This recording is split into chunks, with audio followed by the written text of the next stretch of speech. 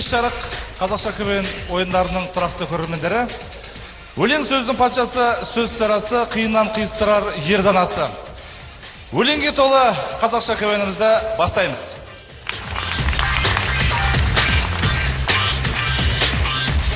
Қазақстан КВН одағы республикалық жоғарғы лигасы жартылай финал біздің шығармашылық өлең сөздің патшасы бүгінгі күннің басты тақырыбы. Сонымен жыл басынан бері келе жатқан чемпионатымыздың бүгін жартылай финалдық сайысына келіп жеттік. Сіздердің қошеметтеріңізбен бүгінгі сайысқа түсетін командаларды ортаға шақырамыз. Әсіресе қонақтарымызға деген сіздердің қошеметтеріңізді көргіміз келеді. Қазақ мемлекеттік қыздар педагогикалық институты Қыздар Юнайтед КВН командасы Алматы қаласы.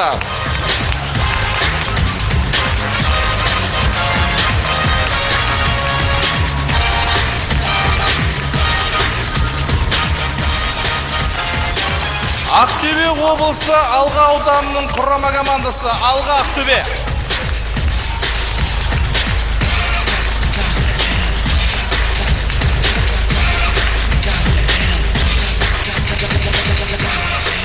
Қарағанды мемлекеттік университеті ұлдар емес, Қарағанды.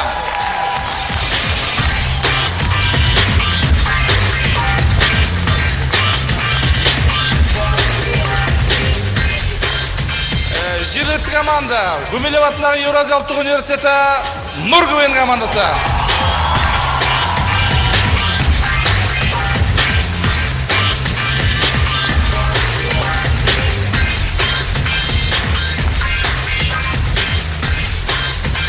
Алматы экономика статистика академиясы АЭСА Шымкент.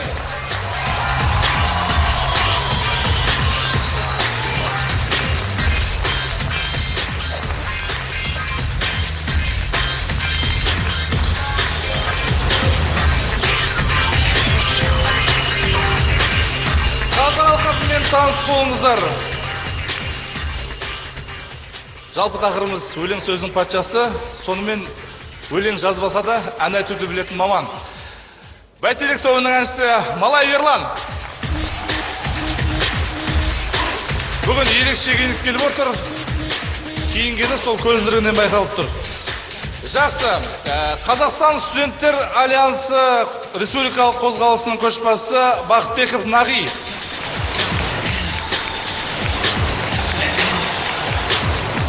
Бүгінгі ойынның Қазақ алқасының гүлі. Қазақстан КВН одағы баспасөз қызметінің жетекшісі, Астана қаласы бойынша өкілдігі, КТК телеарнасы Астана қаласы бойынша журналисі Дина Төлепбергенова. Хабар телеарнасы бет-бе-бет бағдарламасы Берік Уәли. Және Қазақ алқасының төрағасы Қазақстан КВН одағы республикалық жастар қоғамдық бірлестігінің вице-президенті Жомарт Әбіш.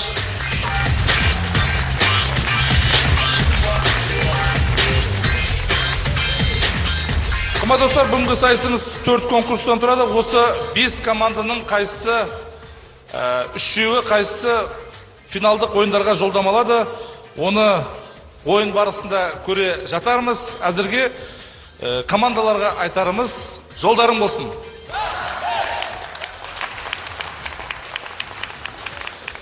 Өздерінің сәлемдесулерімен Алматыдан келген қонақтарымыз, әрине қыздың жолы жіңішке, Қазақ мемлекеттік қыздар педагогикалық институты Қыздар Юнайтед. Сәлемдесу өлең деген тумайды жайшылықта.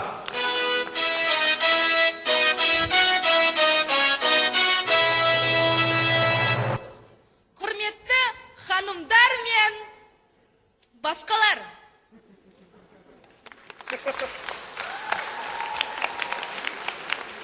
Алдарыңызда Қыздар Юнайтед. Қыздар, қыздар, сұлу қыздар, неткен ғажап сұлусыңдар, дархан көңіл, дәру қыздар.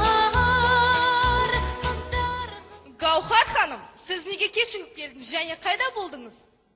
Ханымдар, мен Америкаға барып келдім. Гаухар ханым, сіз Америка мен Шымкентке кеттім деген сияқты едіңіз ғой? Білмеймін, елдің бәрі Техас дегенге мен Америка деп жүрмін.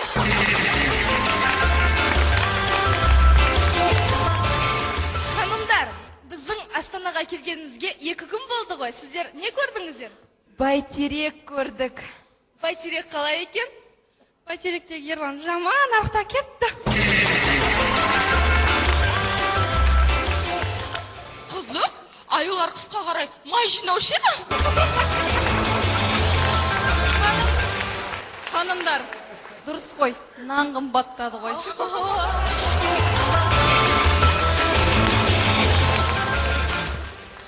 Ханымдар, қыздарды осы ханымдар деп айтады. Ал жігіттерді ше? Жігіттерді мырзалар деп айтады. Ха, мырзалар, ана жолы бір жігітпен кафеге барып едім. Мырза емес, жұмат.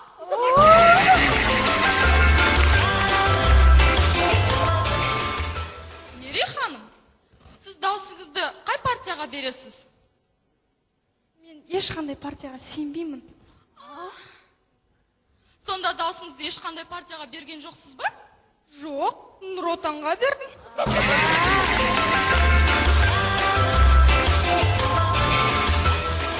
Түк білмейтін қыз машина жүргізіп үйренді. Нәтижесін көрейік.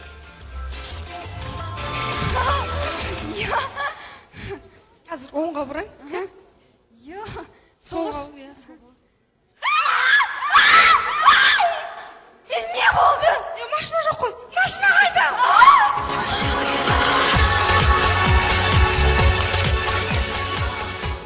Қарапайым жігіт бейші қызбен дискотекада. Көрейік.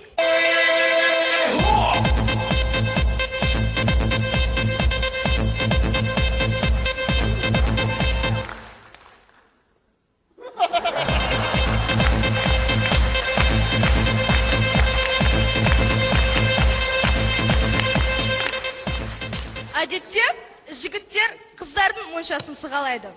Ал бүгін біз қыздар жігіттердің моншасын сығалағанды көрсетеміз. Мерей ханым, маған да менде көрім кепті тұр. Тұра тұрша. Жоқ, менде шешінген көрім кепті ғой енді. Не болды? Машина қайда?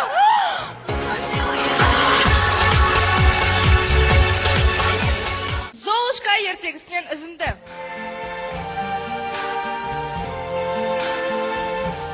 I see trees of green, red roses too. I see them bloom for me and you. And I think to myself, what a wonderful.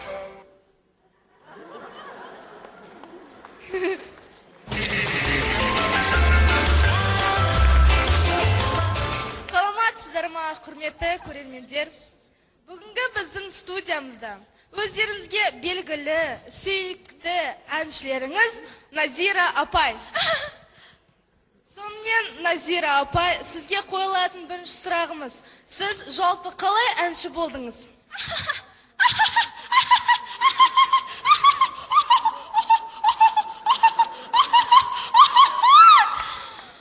Мен кезінде жынды. Жақсы сақталып қапсыз.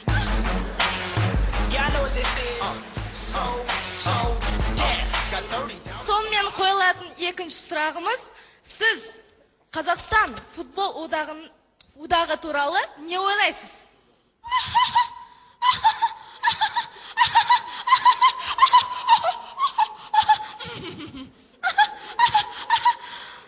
Футбол деген не? Футбол дегенше, еркектер доп те ойнайды ғой, доп те ойнайды аяқпен. Доп! Еркектер! Білмеймін.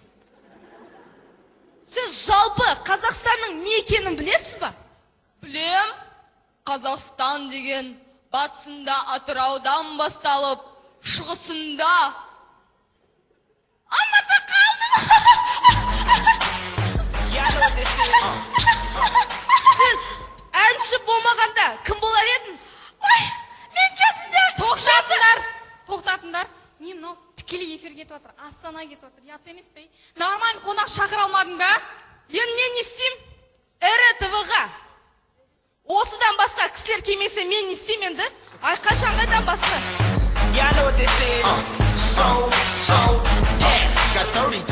Құрметті көрермендер, сәлемдесудің аяғында айтарымыз. Осы жігіттер қыздарды болмайтын нәрседен трагедия жасайды деп мазақтап жатады.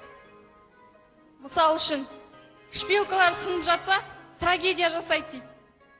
Сонда біздің шпилкамыз сынып қалса, бұлай жүруіміз керекпіз ба?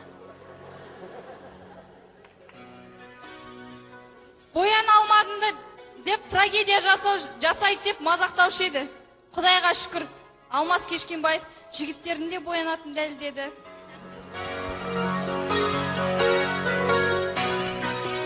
Көшеде бір қыз дәл менікіндей көйлек киіп апты деп содан трагедия жасайды дейді. Ал біздің вкусымыз бар. Біз кейбір жігіттер сияқты бәріміз бірдей костюм шалбар киіп жүре алмаймыз.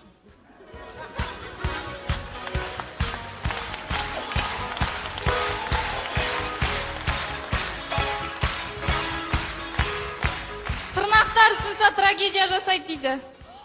Ал шынымен трагедия. Ал нағыз трагедия бүгінгі ойындағы жалғыз қыздар командасы финалға өте алмай қалса, нағыз трагедия сонда болмақ. Гаухар, Қарағандының командасы бар ғой? Жоқ, Мери, олар ұлдар емес, ал біз қыздармыз. Дина апай, сіз бізді түсінесіз ғой, сізде кезінде КВН ойнап, Шымкентте бұлай шпагат отырып. Қайдағы Дина апай? Қайдағы Дина апай? Дина апше, солай емес пе Дина апай?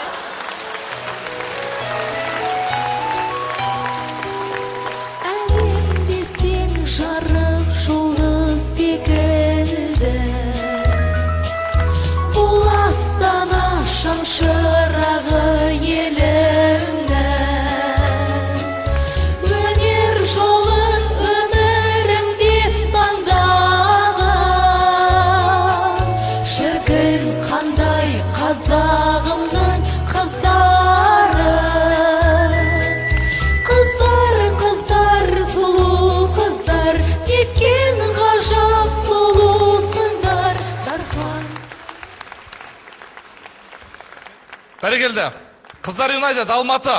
Енді еліміздің батысына оралайық. Ақтөбеде келген қонақтарымыз. Ақтөбе облысы Алға ауданының құрама командасы Алға Ақтөбе.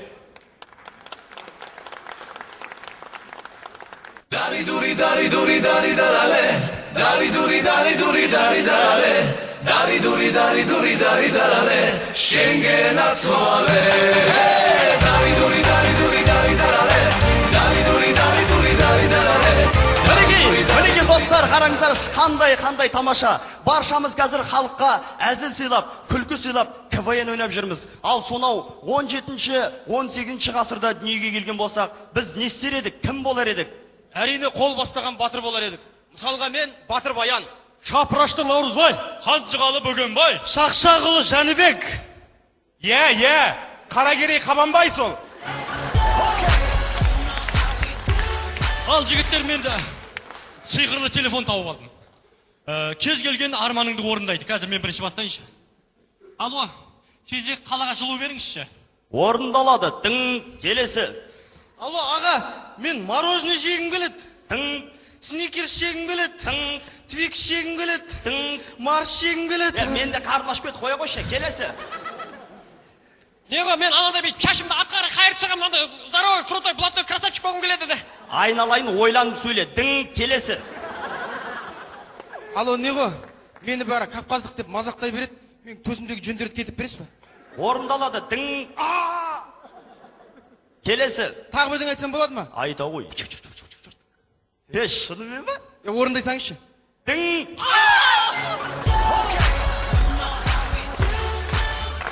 Шығыс елдеріне саяхат. Шығыстың падишахы өзіне қалыңдық таңдауда. Фатима айналайын. Феруза. Зухра. Гүлчетай. Жоқ, Сен Гүлчетай емессің. Иә, мен қабанбаймын. Құрметті көрермендер, мен осыдан бір жеті бойы бір түс мазалап жүр. Осыдан бір жеті бұрын ас үйде тарақан басып кетіп едім. Сол тарақан ойымды мазалап түсіме еніп жүр. Соны жақсылыққа жорып беріңізші. Түсімде ана тарақан аяқ қолының бәрі сынып қалған, мен езіп кеткеннен кейін артындағы личинкасы былай салбырап жүр. Ақ бір бәле жердің бәрін бүлдіріп, алдыңғы екі саусақтары аман қалған, жорғалап келе жатыр, жорғалап келе жатыр. Сосын кухнядағы үстелдің аяғына өрмелей бастап,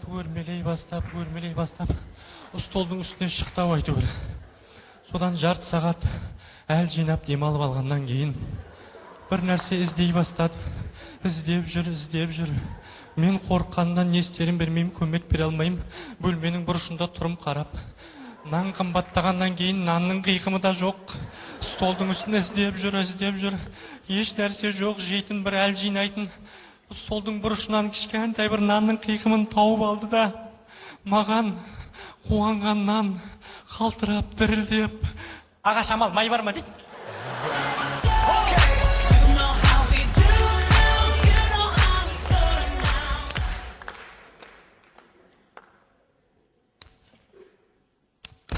Сіздердің тамашалаған миниатюраларыңыз ауыз ашарға әлі 5 минут бар. Тұратшы әлі 5 минут бар дедіңіз.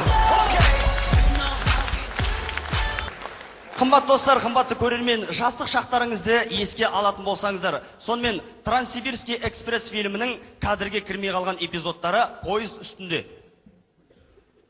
Ағатай, пейбі 250-сіз маған 100 теңге беріп кеттісіз ғой. Достар, мына Қобыланды Батырдың мерекесіне байланысты біздерге Қобыланды Батыр жайында скетч қою керек. Сонымен алдан сен Қобыланды Батыр боласың. Таң сәріде ер жүрек Қобыланды Батыр ұйқыдан оянып есігін алдына шықты.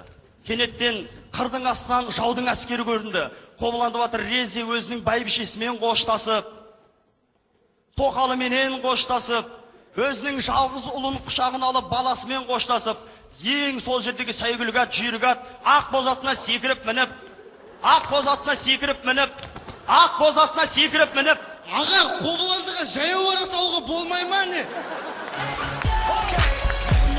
Достар, біздер мына байқаған болатын шығарсыздар. Мен ешкімге тиіспеймін. Бірақ сонда да қараңдаршы, мінген екі машинаның бірінің номері X-тен басталады. Көшенің бәрі қаптаған Шымкент, машинаның екі номерінің бірі деген әдет. Өш! Теге! Сен тағы бастадың ба? Мен сендегі не алдым? Сендер Ақтөбе барқасы Шымкент жаман, Алматыда Шымкент жаман, Астанада тағы Шымкент жаман. Сендер Шымкенттің Қазақстанның 2030 даму стратегиясына қосып атқан үлесін, Қазақстанның мемлекеттік тілін дамытуға қосып атқан үлесін білесің бе? Қайда көрдіңдер? Мысалы, Абай Ахмет Байтұрсынов атамыз айтқандай, қай елдің синонимі көп, сол елдің тілі бай дегендей, шымкенттіктер синонимді ұлғайтып, байтып атыр. Мысалы, Бәдірен, Дарбыз, Беймарал, Дауын. Көке, Дауын емес, қауын ғой. 2008 жылдың 1 қаңтарынан бастап, оңтүстік Қазақстан облыстық мәслихат депутаттары қауын деген сөз, Дауын сөз деген сөзге өзгертейін деп атыр. Ары қарай. Әпше, пісте, айбай, ибай, өлә деген одағайды қосты. Ашеше, ошеше деген қыстырма сөзді қосты.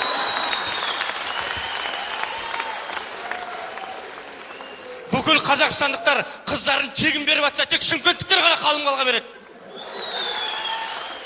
Дені қанша? Ал жақсы жай, артын. Содан бүкіл Қазақстанда помидор мен огурцидың килограммы 800 теңге болса, тек Шымкентте ғана 80 теңге. Бүкіл Қазақстанның таксистері 1 километрге 1000 теңге алатын болса, тек Шымкенттіктер ғана 100 теңге алады. Өтірік қой, Ей, қасқа сорлылар, ойыннан кейін үйге немен қайтасыңдар? Жігіттер, елімізді қарақтай қаптағанша, қазақтың қара домалақ шымкенттіктері қаптасын. Солай ма елім? Шымкенттіктердің Қазақстанның дамуына қандай үлес қосып жатқанын білесіңдер ма? Солай ма елім? Бірақ мен бәрібір Ақтөбені жақсы көремін.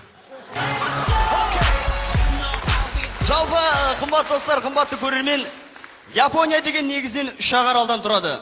Кию, сию, сикаку. Біздің өмір 3 әріптен тұрады. КВН.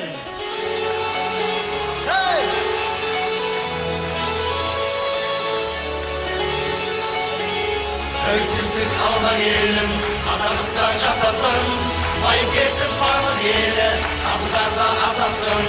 Астанамыз шарықтай бер, сен биікке шарықтай бер, көрерменім мәзір сүйген, ешқашанда жалықпай жүр.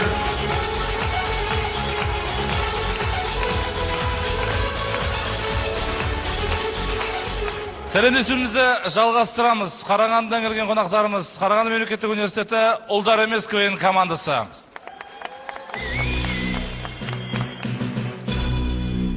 Қыздың жолы жіңішке, айысаға айтам. Бізді менсінбей жүрген өздерінен көрсін. Ақтөбе, алға қайтам. Бөріктінің намысы бір, қыздар Юнайтедке айтам.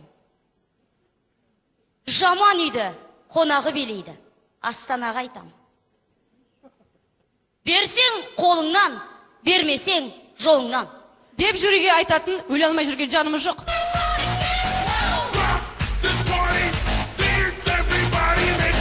Армысыздар астаналықтар. Соңғы кезде ұлдар емес командасы жартылай финалға келмейді, тұрмысқа шығып кетті деген өсек тарайды. Оған біздің қарсыластарымыздың бәрі қуанды. Біз де быт-шыт қуандық. Бірақ бұл өсек шындыққа айналған жоқ. Бірақ жақсы ниеттеріңізге көп рахмет.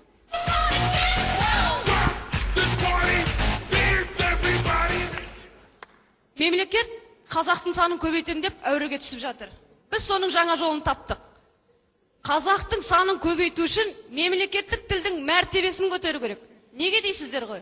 Егер қаладағы қыздардың барлығы қазақ тілінде таза сөйлейтін болса, ауылдан келген жігіттер олармен емін-еркін тіл табысып, отау құрып, қазақтың саны көбейер еді.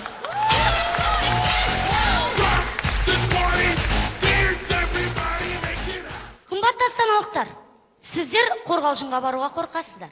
Бекер.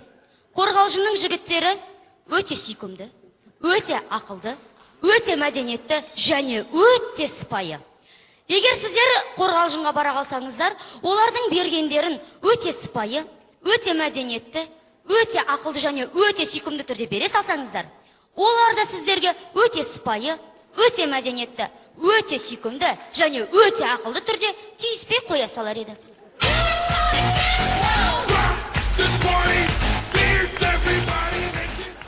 Я қадірменді астаналықтар, біздің естуімізше, Ақтаудың жігіттері спортпен айналысып, штангы көтеріп жүр дейді. Шымкенттің жігіттері бизнеспен айналысып, ақша көтеріп жүр дейді. Алматының жігіттері қыздарға үйленіп, әйелдерін қолдарында көтеріп жүр дейді. Ал біздің ойымша, осы жігіттердің бәрін басын қосып, ауылды көтеріп жүр.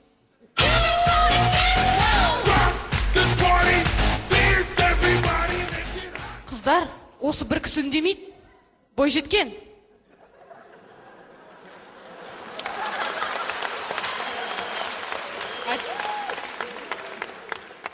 Менің бойым әлі жеткен жоқ. Біз КВН-ға қатты дайындалдық. Тіпті қатты дайындалғанымыз соншалық, мен ұйықтап жатқан кезде түсімде 1 сағатқа дейін КВН көретінмін. Зарина, мен саған бір ақыл айтайын.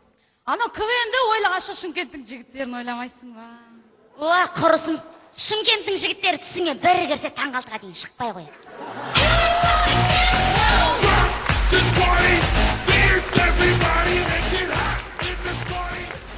Иә, қымбатты астаналықтар, сонымен жаңалықтарға келетін болсақ, жақында нан қымбаттапты. Неге дейсіздер ғой, өйткені бензин қымбаттады. Жалпы бұның біздің келесі әзілге ешқандай да қатысы жоқ. Бізде жарнама, тайт акциясы Астана қаласында. Сәлеметсіз, бұл тайт акция. Сіздің үйіңізде ақ киімдер бар ма? Біз жуайық деп едік. Бар. Жүріңіз, жуайық. Кеттік, жуаймыз. Дәл осы оқиға Қорғалжында. Сәлеметсіз, бұл тайт акция. Сіздердің үйіңізде ақ киімдер бар ма? Біз ақ киімдер жуайық деп осы Астанадан сіздерге Қорғалжынға кеп. Сәлеметсіз. сәлеметсіздер бұлтай так сіздердің үйіңізде ақ киімдер бар ма? Жоқ. Дюрасел, не болды? Сен артынан біреу қуып келедір ме? Жоқ, мені ешкім қуып келе жатқан. Сәлеметсіздер ма бұлтай так сіздер? Біз сіздің үйіңізде ақ киімдер жоқ. Энерджайзер, басын таз ба? Енше неге айғайлайсың сен? Қорғалжының қыздар, жанымыз нәзік біз. Құлақтың барабан нәзік. Айғайлама маған. Сәлеметсіздер бұлтай так сіздер? Біз сіздің үйіңіздегі ақ киімдер жоқ деп еді. Жоқ, сен неменеңе жетсіп ыржиып тұрсың. Ыржимай сөйле маған. Сәлеметсіздер бұлтай так сіздер? Біз сіздің үйіңізде ақ киімдер жоқ деп еді. Сізде ақ киім бар ма? Тоқта. Ұр жіберейін болсын.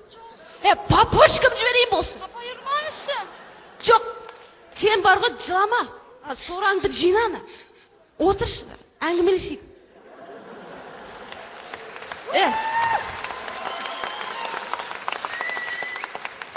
Дұрыстап отыр, адам сияқты. Айтын соның бәрін асықпай, аптықпай. Сәлеметсіз. Біз тайтак сәсет. Сіздің үйіңізде ақ киімдер бар ма? Сон жуайықшымыз. Тоқташы өзі. Ақ киімді шарбанға сен өзі қай жердің қызсың? Астананың қызымын. Астананың қызсың ба не? Ақша бар ғой сенде? Кеше мама $1000 берген. Жүр онда, біздің үйде ақ киім де бар, қара киім де бар. Соны жуамыз, соны жуғанымызды жуамыз, жүр кеттік.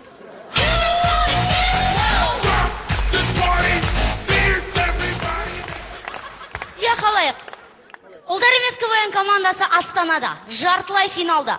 Ал бұның бәрі кімнің арқасы? Әрине бұл біздің спонсордың арқасы. Олай болса, ұлдар емес КВН командасының спонсорын қарсы алыңыздар.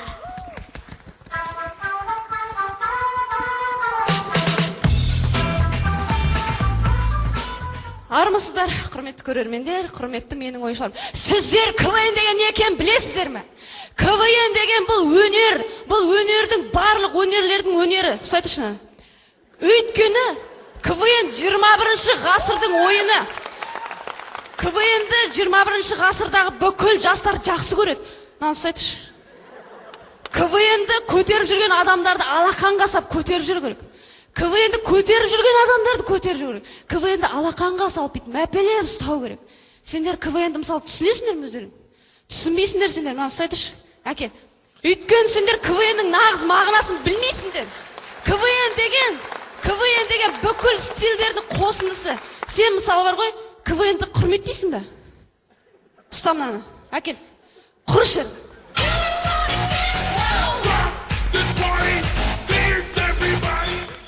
Біз КВН ойнағалы бері, біздің достарымыз, ата-аналарымыз бізге прикол ұстайтын болып жүр.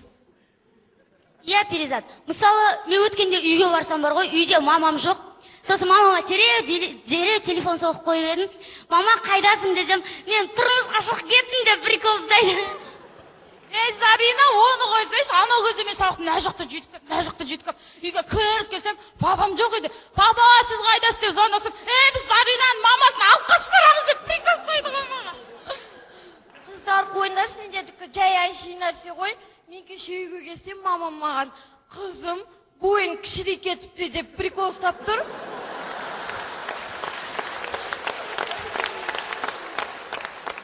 Динара, ренжімеш, бұл прикол емес, бұл шындық. Сондықтан әділ қазылар алқасы, ұлдар емес командасы финалға өтпей қалды деп прикол ұстап жүрмеңіздер.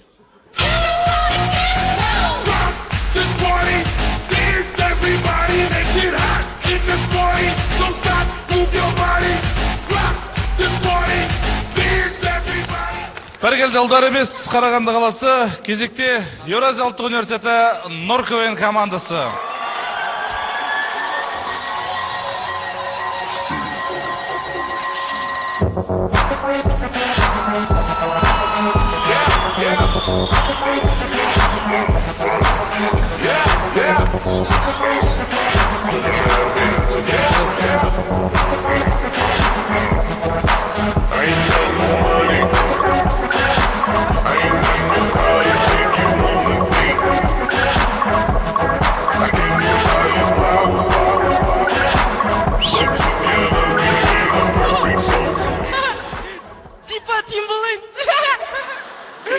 Типа негр.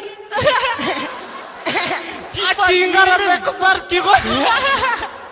типа ерін типа сәппақ. Ай, тим болайды. Жеңіс. Қайда қолына қағасы. Жеңіс, бұл қазақша квн шыға бер қарта. Сен Америкада жүрген жоқсың ғой, Қазақстанда жүрсің ғой.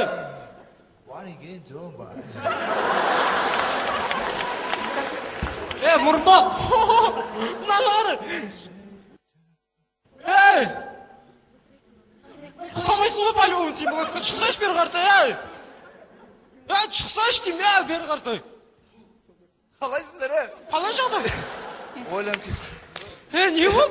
Сен өзінше білесің ба не істеген жаңа? Келіп ап типа бүйтесің ғой сен. Келіп ап дейсің ғой. Мен айтып қойдым ғой дос. Не болды сон?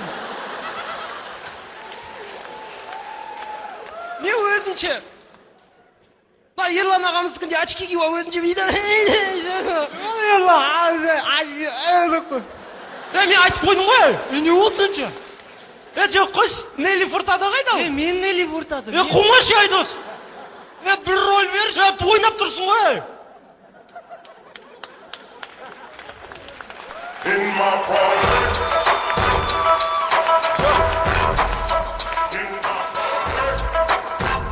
Бабек, қазір КВН болып жатыр ғой, Қазақша КВН. Қазақша КВН, Арамызда орыс не ақ тұр, мен түсінбедім.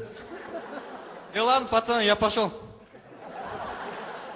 Жоқ, қайтесің, орыс, порыс, қазақ, мазақ. Көп ұлтты халықпыз ғой, не болды? Сен одан да маған айтшы, ең жақсы көретін инструментің қандай, аспабың? Домбыра. Ал сен қайдас? Анау не дейтін еді? Дима ананың атын етін ғой? Ол орыс қой, ол қайдан біледі оны? Шаңғауыз.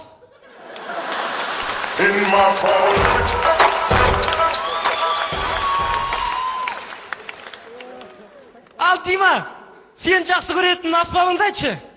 Магнитофон.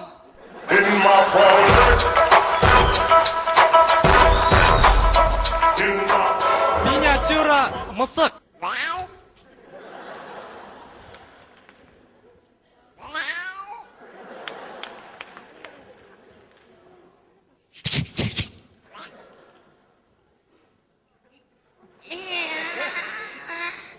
Міне мысық, міне, Дима немене сорлап атсың?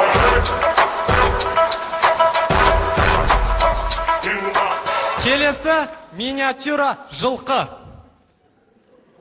Жеңіс, мен миниатюра маймыл деген жоқпын.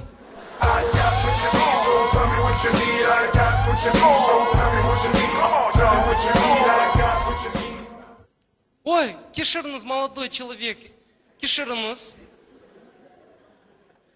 Осы жерде мен кант алайын деп едім, құмшекер. Магазин қайда? Құмшекер. Құмшекер, кант. К емес, К, я, К. Кант, Кант, К емес, К. К. Қазақсың ба? Қазақпын. Сен мұры, морфологияның ішіндегі, ілік септіндегі тәуілдік жалғандыру жаламай тұрсың.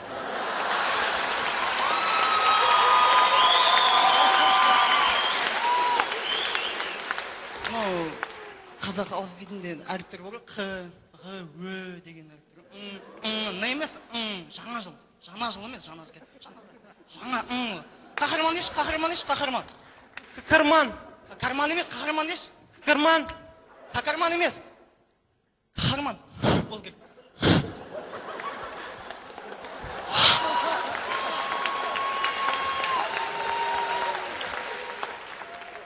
Қаһарман. Анық болу керек та, анық. Қаһарман. Қаһарман. Қош. Кет, қазақ. Мен сені қазақ тілімен қанағаттандырайыншы бар.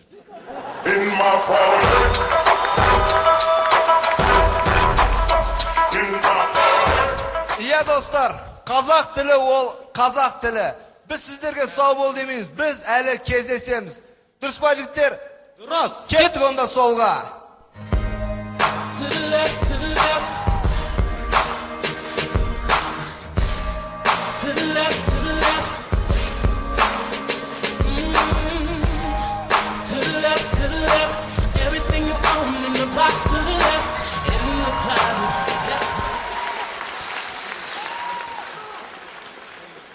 Бір келді жерде селімізді аяқтайтын Айса, Шымкент. Дәл қазір, дәл осы сахнада Астанадағы шымкенттіктердің саны 6 адамға көбейді.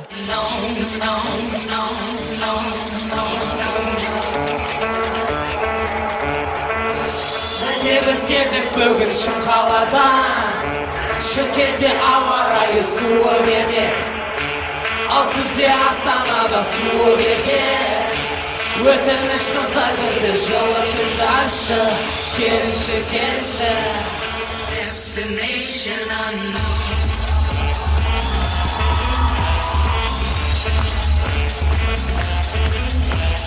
Destination unknown,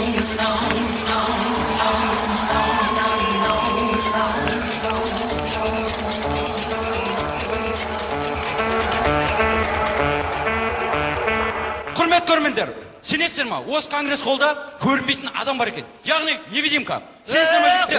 Сенбеймін. Ой, шынымен айтамын сен? Сенбеймін. Жоқ, бар деймін. Ана айтып қой сендер.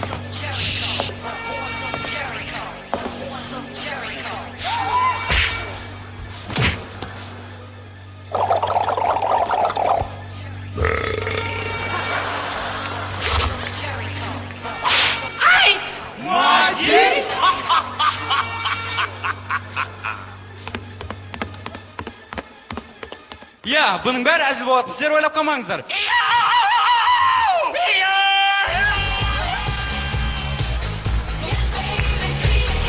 Жігіттер, маған SMS келді. Бұл SMS-ті айтты, Айса КВН командасы ең әдемі жігіт ол кім дейді.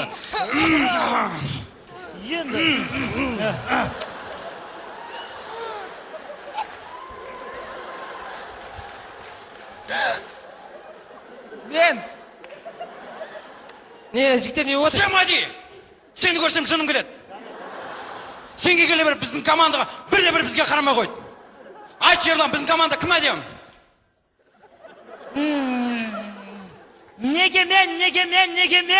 Егемен Қазақстан, Айғақ караван, сканворд, кроссворд, өзің черт,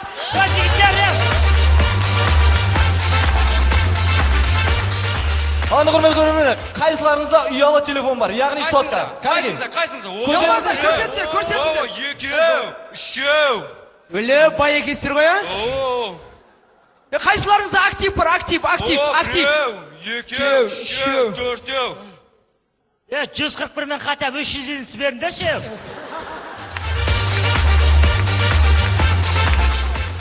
Мақұл хотя бы 100 единица.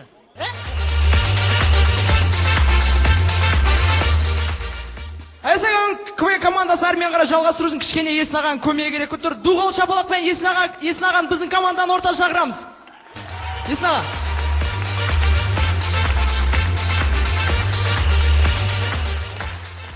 Миниатюра, қызын күтіп тұрған жігіт. Миниатюра, қызы тастап кеткен жігіт. Миниатюра, Pussycat Dolls.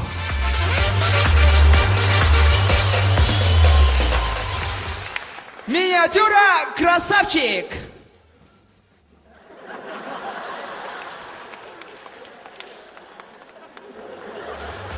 Миниатюра, ең үздік жүргізуші Есенел Өкен, Туғал Шапалақ. Орнына шығарып саламыз.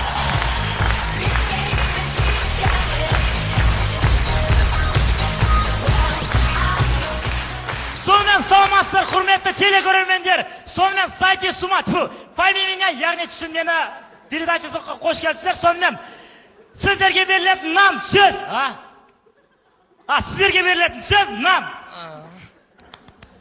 Ол бар жерде ән бар. Нан. Дұрыс. Астың атасы. Нан. Дұрыс. Ол бізде күннен күнге қымбаттап баратыр. Жолақсы.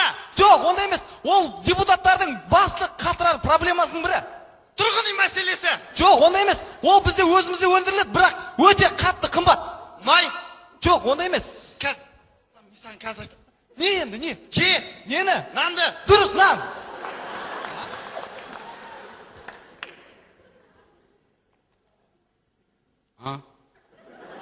Сен ең жақсы көретін нәрсең?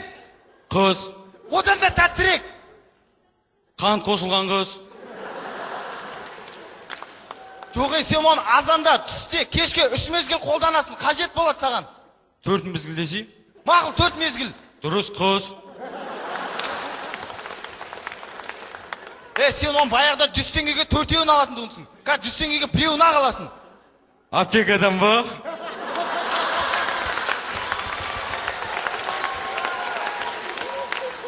Жоқ, магазиннен. Ой, магазин сатады маманы. Ол 3 әріптен тұрады, 3 әріп.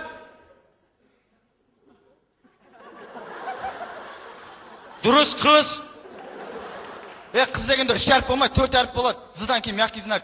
Киз. Жұрттар самолеттен секірген кезде соны ұстап түседі бүйтіп.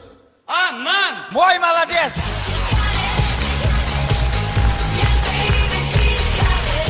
Барлығы мазалап жүрген сұрақ. Неге депутаттар ұйықтап қала береді? Осы сұраққа жауап беру үшін бүкіл әлемнің ғалымдарын шақырдық. Ғалым мырзалар, ортаға шақырамыз. Сіздің атыңыз кім болады?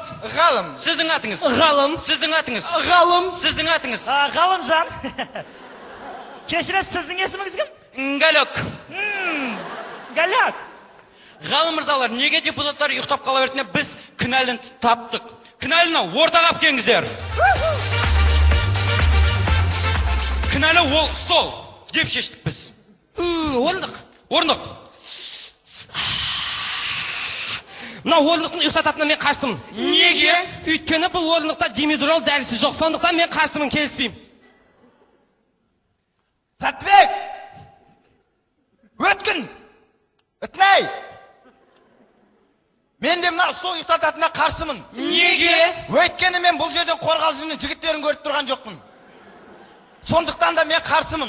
Әрине, әр мырзаның әркімнің өзінің пікірі болады. Сонымен мен ойлаймын, мына светіне байланысты шығар, может, материалына байланысты шығар. Я мырзалар, сонымен көп уақытты ұстамай. Нормальный бір ұстап алайық. Сонымен бұны іс жүзінде тексеріп көрейік. Бұл столдың ешкімге ешқандай қауіп төніп тұрған жоқ деп ойлаймын. Мен мысалы Ғалеке? Ғалеке. Ғалеке.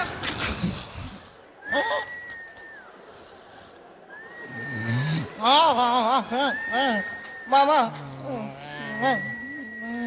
Құрметті мырзалар. Тұрыңыздар. Мен ұйықта. Мен отырамын. Жоқ, Галек мырза, жоқ. Галек мырза, Галек мырза.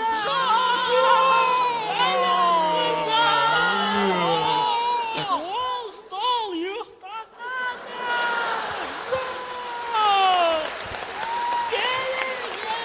Қойшы,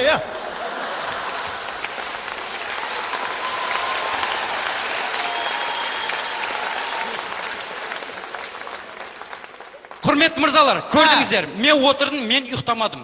Демек, бұған депутат болатын ғана адамдар отырса ұйықтап қалады екен. Есен аға мүмкін бағын сынап күні көрерміз. Көрсін? Ғалымдар, келсеміз ғой. Келсеміз. Отырып көрсін. Галек мырза. Миниатюра, отырған қыз орнын табады.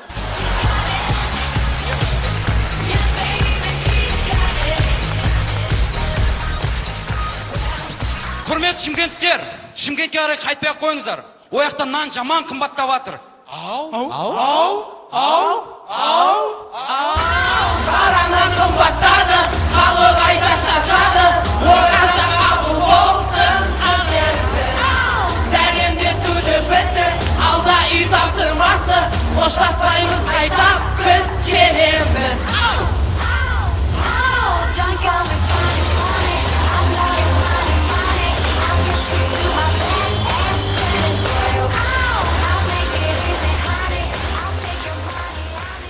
Бәргелі сәлемдесуді аяқтаған Айса Шымкент.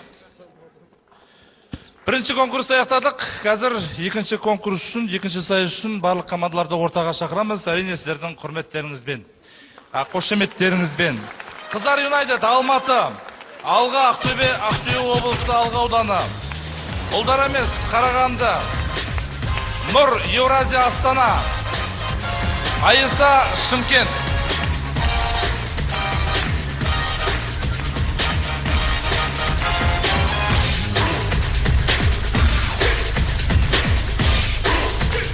Сонымен ұпай сандарына кезек береміз. Қазір сәлемдесу бойынша ұпай сандары мына қағаз бойынша оқи берейін. Алға Ақтөбе, жоғары балл 5 ұпай.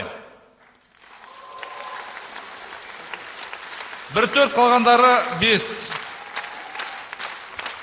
Айса Шымкент. Барлығы 5. Ұлдар емес Қарағанды. 5-4, 5-4 және 4.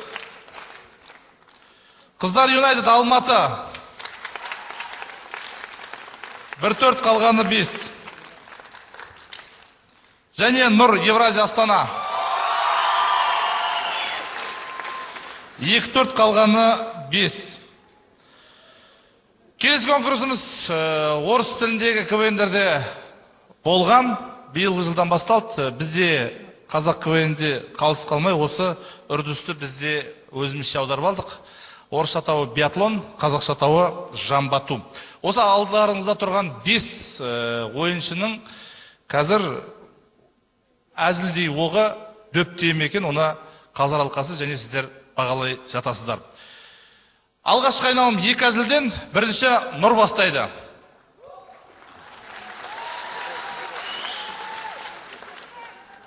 Қазақстан Республикасында Голливуд фильмдерін қайта түсіру басталды.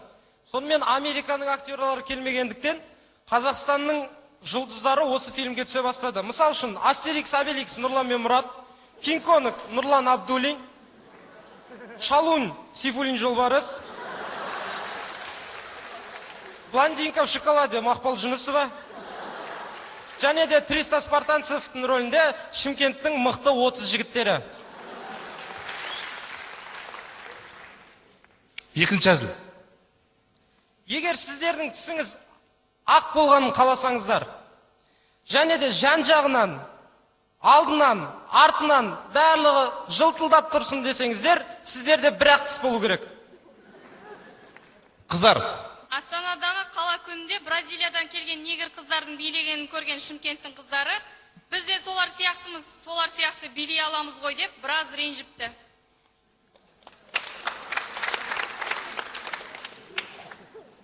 Әділ Қазы алқасының құлағына алтын сырға. Бүгінгі осы сайыстағы кімнің көйлегі әдемі болады, сол келесі айналым өтеді.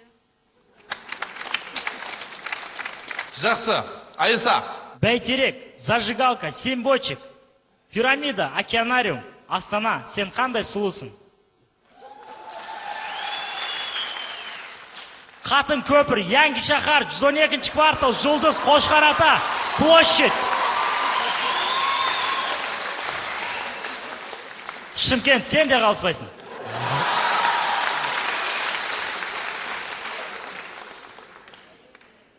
Екінші әзіл. Әлемге әйгілі Анджелина Джоли. Әр ұлттың балдарын асырап алып жүр. Сонымен қатар жақында Шымкент қаласының 3 жасар баласын асырап алды. Сол кезде өмірінде алғаш рет Анджелина Джолиді көрген Шымкенттің 3 жасар баласының айтқан сөзі: "Өләма, Бред Питттің қатын емес пе?"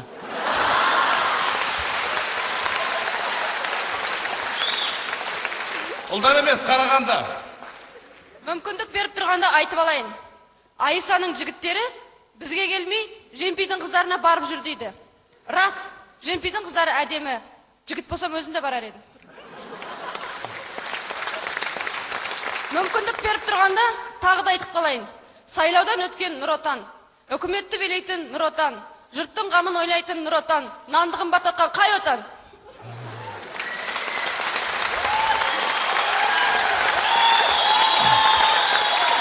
Ақтөбе. Елде орын алған нанның қымбаттауы барша қазақстандықтарға әсерін тигізуде. Дегенмен ол әсер маған әлі жеткен жоқ. Әзірше көйін. Екінші әзіл. Жаңадан сайланған Қазақстан Республикасының парламентіне тек қана Нұр Отан партиясының мүшелері өткендіктен, жаңа парламенттің жаңа гимні дүниеге келді. Көзімді жұмсам да көрем сені. Бәркелді. Кім ауылға қайтады уақытша? Жылдам әрі нұсқа. Берік көңілге қарамаймыз бірден. Ал қалған көрермен қошеметтен командаларға демеу беріп отырады. Қыздар Юнайтед. Қыздар Юнайтед. Екінші айналым. 2030 жылы бүкіл әлемді Қырғызстан билейді. Себебі басқа елдер бұл уақытта космосқа ұшып кеткен.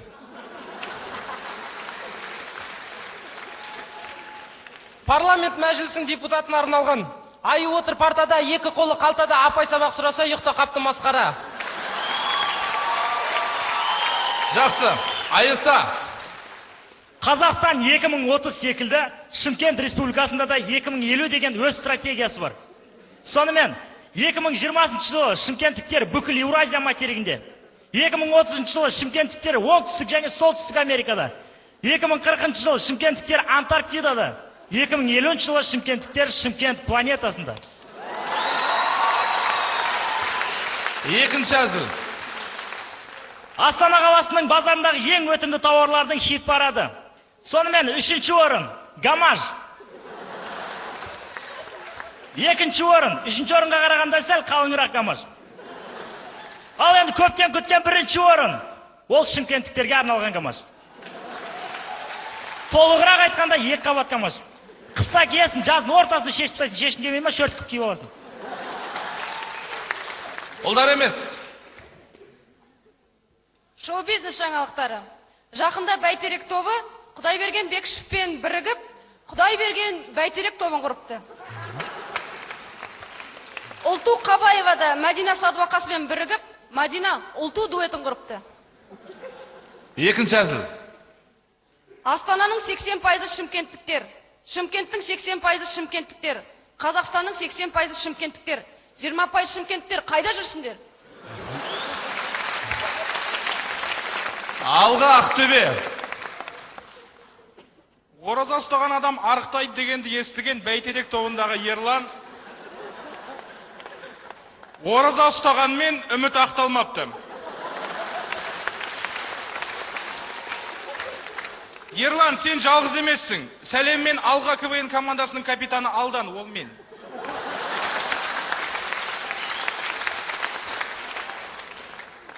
Газ бен нанның қымбаттауына байланысты мәжіліс депутаттары аштық жариялапты.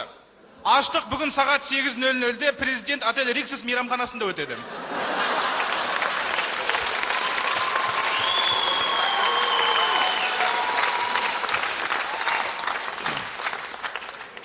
Енді көрермендерге біздің КВНші достарымыз қошемет берсін. Шапалақ ұрайық, достар. Нұр КВН командасы. Нұр, қош айтсамыз. Рахмет. Баубек, микрофонды алып қайтамыз. Үшінші айналым, енді үш әзілден оқимыз. Айса бастайды.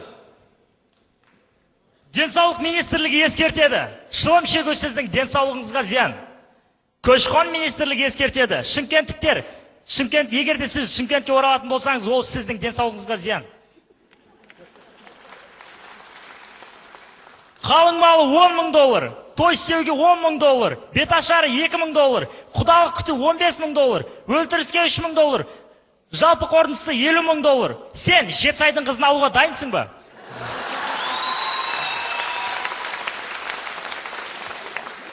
$4 миллион халқы бар Қырғызстан 1992 жылы бүкіл әлемдік сауда ұйымына кіріп қойған.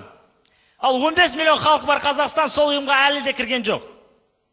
Ал 3,5 миллион халқы бар шымкенттіктер сол ұйымға кіруге талпынып жүр. Ұлдар емес, Қарағанды.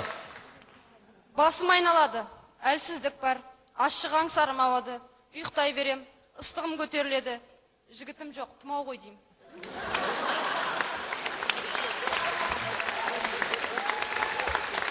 Келесі әзіл. Өте қысқа уақытта мемлекеттік тіл үйретем, Вася. Мақалға кезек берсек, қайтып келген қыз жаман емес, қайтар жіберген сіз жаман.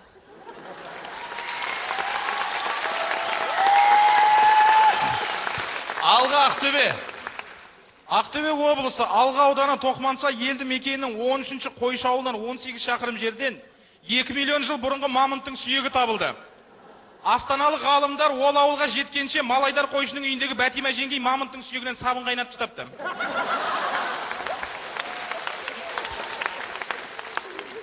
Екінші әзіл. Әлемдегі жемқорлық дамыған 50 елдің қатарына Қазақстан енбеді. Енген жоқ. Дегенмен сол 50 елдің алғашқы 20 елінің қатарында Шымкент Халықтық Демократиялық Республикасы жүр дейді.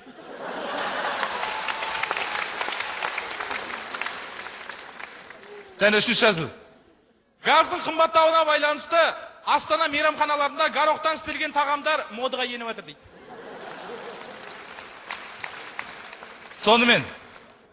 Айса. Айса.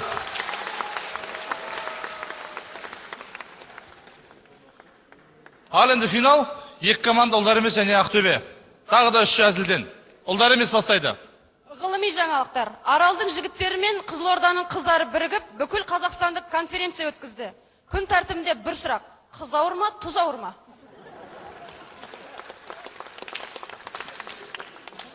Тойдағы тост ипотека сияқты. Біреуге ерте, біреуге кеш келеді. Тіркелмесең мүлде келмейді.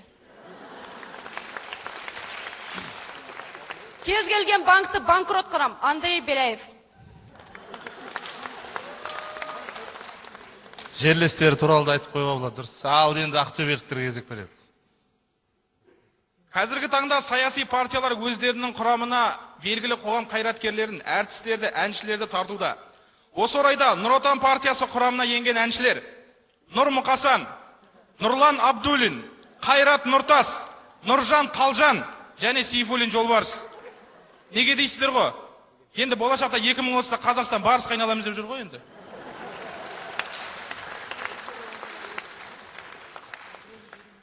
Ресейлік протонның апатының зардабы ақтөбеліктерге де әсерін тигізуде.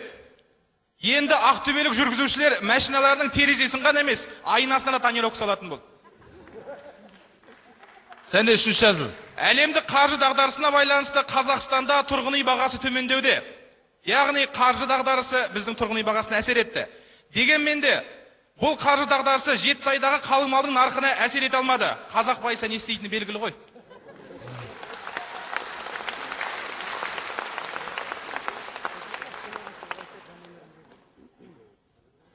Сонымен, кім жеңді? Тағы бір көрейік дейді. Тағы бір айналым. Тағы бір айналым. Ал. Тағы бір әзіл, бір әзіл. Шоу-бизнес жаңалықтары. Роза Рымбаева жылына 4 рет концерт береді. Шақырады көктем, шақырады жаз, шақырады күз, шақырады қыс.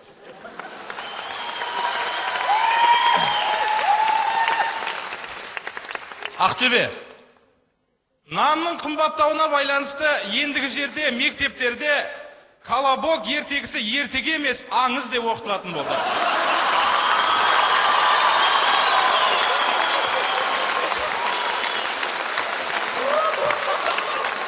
Сонымен. Ақтөбе, жеңімпаз. Жамбату, Ақтөбе. Келесі конкурсымыз біздің бейне клип деп аталады.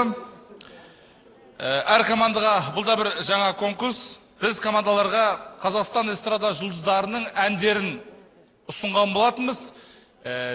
Яғни өздері талаптанып осындай қазақ эстрадасына жаңа бір серпін әкелуде. Яғни кішігірім жаңалық енгізуде. Бейне клип әр командадан. Бірінші болып ортада өздерінің бейне клиптерімен Қыздар Юнайтед. Күздің қоңыр салқын кездерінде Шуақты қала Алматыдан түсірілген біздің бейне клипімізді қабыл алыңыздар.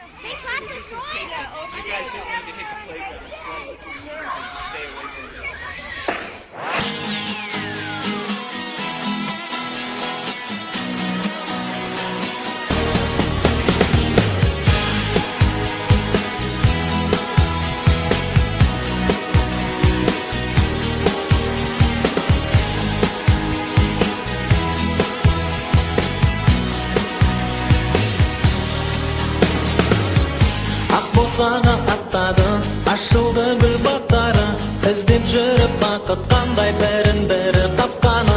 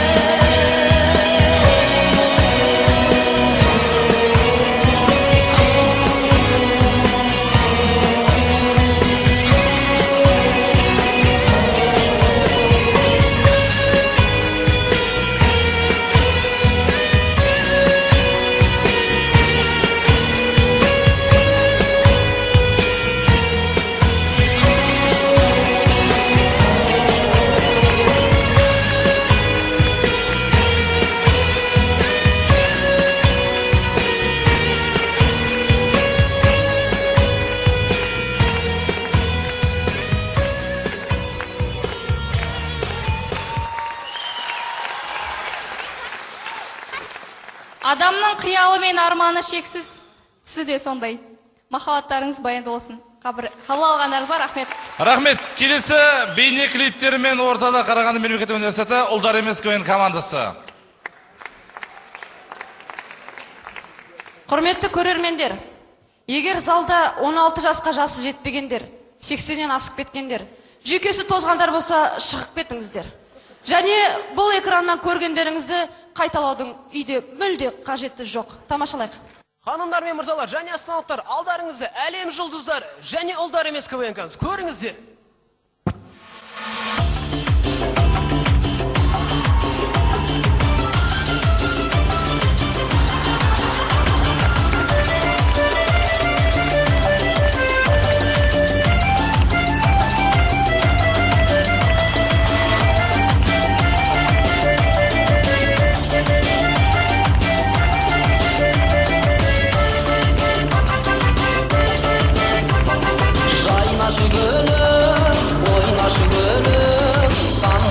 Sayraşı gülüm İyileşi gülge, seyleşi gülge Şanaşılan değmeşi gülge Gülüm gözümsün, şırın sezimsün Gülüm özümsün benim erkem Aldamaysın ba, arbamaysın ba Başkası tangamaysın ba Kandaganımsın Arman önümsün, sağımda salgan önümsün Sensin beken ay, gülsen beken ay Başağına yensen beken ay Gülüm gözümsün, şırın sezimsün Gülüm özümsün benim erkem Aldamaysın ba, arbamaysın ba Başkası tangamaysın ba Şırın sezimsün, gülüm özümsün benim erkem Aldamaysın ba, arbamaysın ba Başkası tangamaysın ba Sevdim жүрегім, бердім жүрегім Жаулап алдым еркімді менің Жаның аққандай, байың аққандай Тамылжығанда бек аққандай Şırın sezimsün, gülüm özümsün benim erkem Oyımız birge, кездесіп күнде Болар мекен тойымыз бірге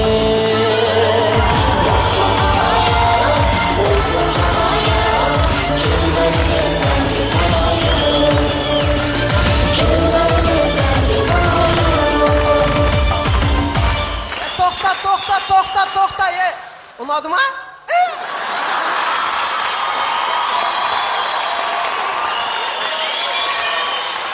Бәрекелді. Рахмет. Құрметті әділқазылар, ұлдар еместің 40 жаны және бір ғана арманы бар. Бүйректеріңіз бізге бұрса екен. Ашық айыптауға бармай қоялық. Келесі бейне клиптермен Ақтөбе. Алға Ақтөбе, алға құрамасы.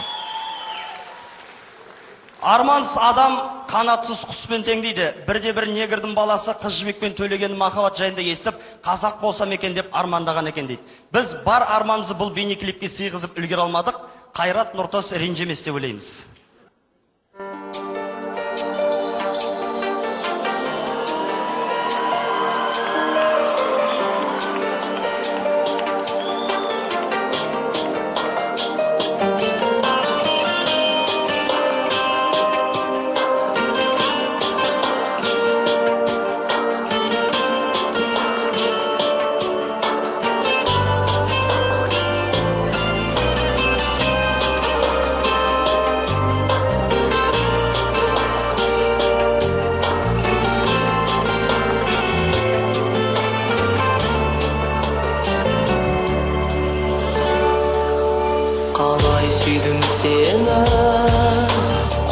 сүйдім сені, жүрегімді ұстап, жылай сүйдім сені, сені.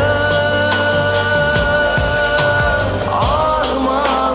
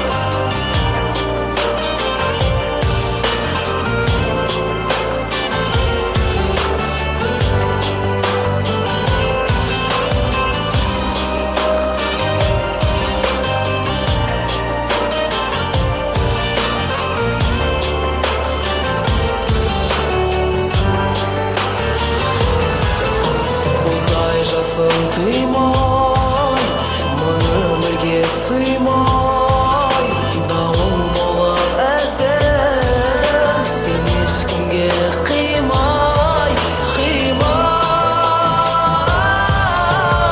Арман адастырмай мені қоя тұр, жалған құшағыңда маған жая тұр. Жүрек сені сақтай алмадым, үміт алдадың сен мені, тағы да алдадың. Арман адастырмай мені қоя тұр, жалған құшағыңда маған жая тұр. Жүрек сені сақтай алмадым, үміт алдадың сен мені, тағы да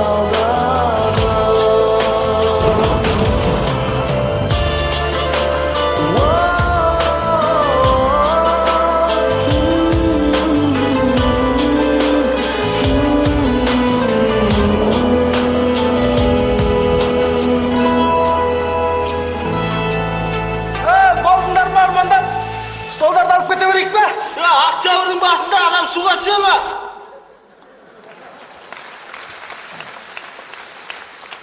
Негізі жаман ойлап қалмаңыздар, бізде Ақтөбеде қарбызға ине салып көрмеген ешқашанды. Содан соң бұл клип түсіргеннен кейін біздің балдар 3 күн ауырған Ақтөбеге, Астанаға келіп жазылып жатырмыз. Көп рахмет. Бәрекелді. 4-ші бейне клип. Айса. Аяса КВН командасының жігіттерінің барлығы әскерге барып өз отанын қорғағысы келеді. Бірақ олар әскерге жарамсыз. Егер де Аяса КВН командасы әскерге барып өз отанын клиптегідей қорғайтын еді.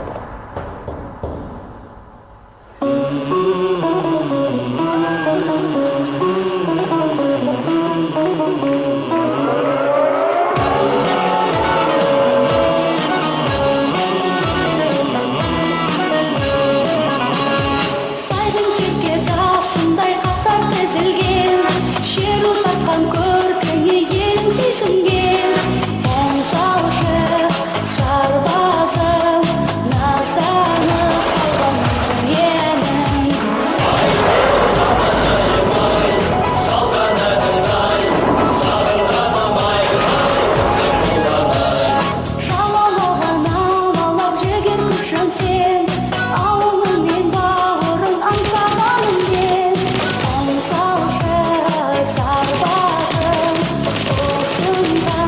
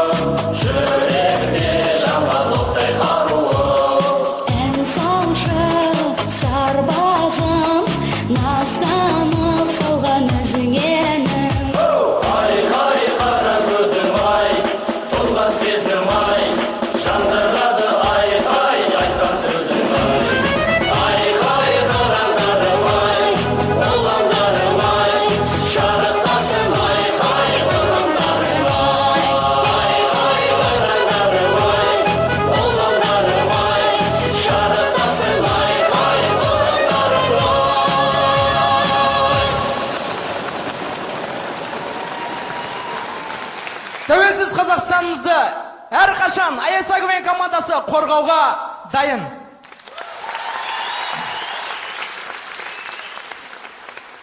Соңғы өздерінің бейне клиптерімен конкурсты аяқтайтын Нұр Еуразия Астана.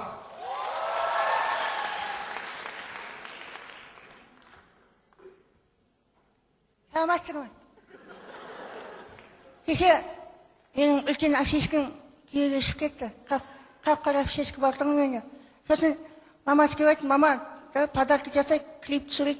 Мамасы, балам, құрш, мазам жоқ, шифр қымбаттап кетті дейді. Причем тут шифр дедім өзіңе? Сосын Аташқа бардым, Аташқа клип түсіре аласыз ба? Иә, түсіре аламын дейді. Менде ескі видеокамера бар, давай түсірейік. Сонымен түсірдік, сонымен көріңіздер.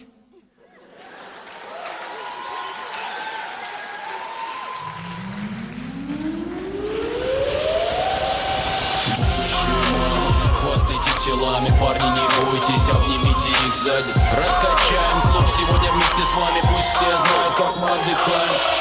Этой ночью с пятницы на понедельник тратим время, сливая килограммы денег. После небольшого перформанса на сцене восседая в клубе с моделью на коленях. Әңгімесі алдым, жеңешемнің мінезі, ағайынның бауырдың сәні бір өзі. Әңгімесі алдым, жеңешемнің мінезі, ағайынның бауырдың сәні бір өзі.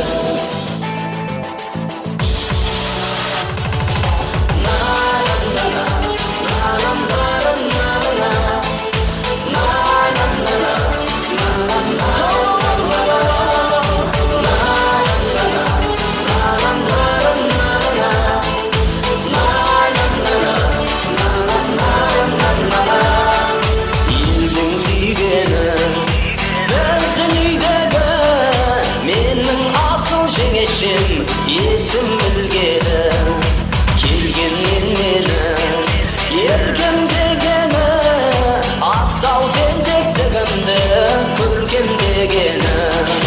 Әңгімесі алдым, жеңешемнің мінезі, ағайынның бауырдың сәні бір өзі. Әңгімесі алдым, жеңешемнің мінезі, ағайынның бауырдың сәні бір өзі. Ешқашан неге баспаған емес, орамалын басынан баспаған емес. Болғандарыма, болғандағыма, орамалы сияқты аппағарыдан. Әңгімесі ауылдың, жеңешемнің мінезі, ағайынның бауырдың сәні бір өзі. Әңгімесі ауылдың, жеңешемнің мінезі, ағайынның бауырдың сәні бір өзі.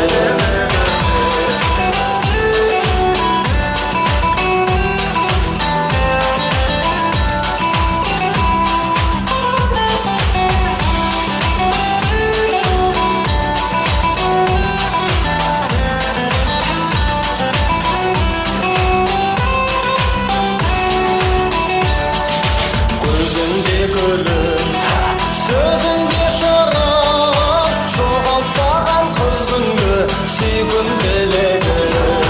Күткен тәрізді, неткен жан ізгі, отырады ерігіп ата-анамызды. Әңгімесі ауылдың, жеңешемнің мінезі, ағайынның бауырдың сәні бір өзі. Әңгімесі ауылдың, жеңешемнің мінезі, ағайынның бауырдың сәні бір өзі. Асыл жеңеше, уайым жемесең, үйленсе деп қинайсың мені неге сен. Шақырма бір ғой, қорықпаймын ғой, дәл өзіңдей бетенсаз жолықпай жүр ғой. Әңгімесі ауылдың, жеңешемнің мінезі, ағайынның бауырдың сәні бір өзі. Әңгімесі ауылдың,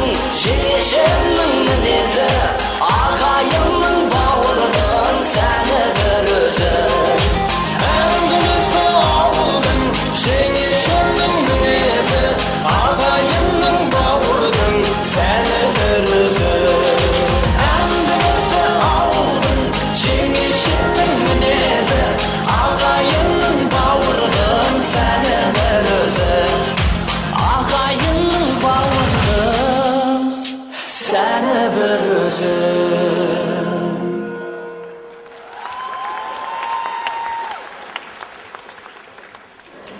Әркеті осымен үшінші конкурсымыз аяқталды. Қой сандарына кезек берсек. Бейнеклип алға Ақтөбе, жоғары бал 4 ұпай. 3, барлығы 3. Айса Шымкент 4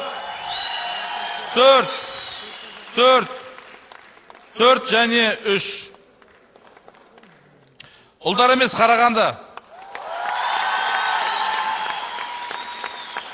Барлығы бірде 4 ұпай. Қыздар Юнайтед Алматы 3 және 3. Нұр Еуразия ұлттық университеті Астана. Барлығы 3. Келесі конкурсымыз үй тапсырмасы деп аталады. Бірінші болып Гумилев атындағы Еуразия ұлттық университеті Нұр КВН командасы. Сәлем Астана. Айдос, сен неге осы КВН-ге дейін өмір кешіп келесің? Жігіттер, кешкенде мынауға жүріңдерші. Мынаны көрдіңдер ма? Розетка. Я ма? Я. Жүріңдер. Көрдіңдер ма? Столб. Я. Не дейсіңдер енді маған? О, маймыл. Кім ешек? Ешек демекші, Жәнібек, сен қызың жағдай қалай? Ай, мен қызым... Қызым демекші, Мұратбек, сен ешегің қалай? Тірі ма? Қой, Мұратбек. Жеңіс. Қуып атсыңдар сендер. Қой, Мұратбек. Тоқташ, сенде ешек бар ма не? Берші маған бір күнге. Маған керек шөп тасуға. Онда сен қызың бере саш? Болды, шешіліп кеттік. Бергел, Қаяқтағы қыз? Қайдағы маймыл, қайдағы есек, не айтып кеттіңдер? Бүгін қазақша КВН ғой, жігіттер. КВН демекші сен жағдай қалай? Жақсы ма? Жақсы болса хабарласып тұрмыз, атак волядамыз ғой, кеттік жігіттер. Баубек? Ау. Өлеңмен кетейік. Қос деп айтсам мен айтпаймын. Қос?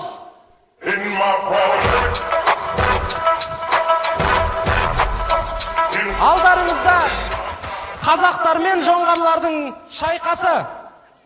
Жоңғарлар! Жоңғарлар! Біз жоңғарымызда? Біз бәрін сындырамыз ғой. Жоңғар! Дима, біз сындырамыз ғой. Сындырамыз.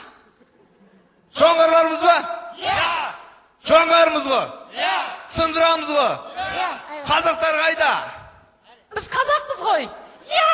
Біз қазақпыз ғой. Не? Оларда қыз бар ғой, олар тырнайды, мен қорқам. Жоңғарымыз ба?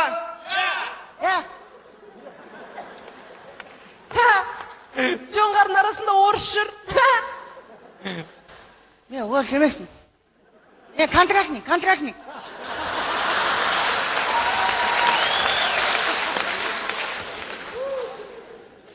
Жоңғарымыз ғой. Жыртылып айта бересің, жоңғарымыз. Жоңғар! Біз жоңғарымыз. Сен немене жыртылып 4 қызбен кеп тұрсың де. Жігіттерің қалмады ма? Қазақтың батыр жігіттері? Сендер сияқты жоңғарларға қазақтың жігіттерінің күшін жіберіп қайтеміз. Сендерге қыздар да жарайды. Ғой жігіттер? Қыздар екенсіңдер ғой.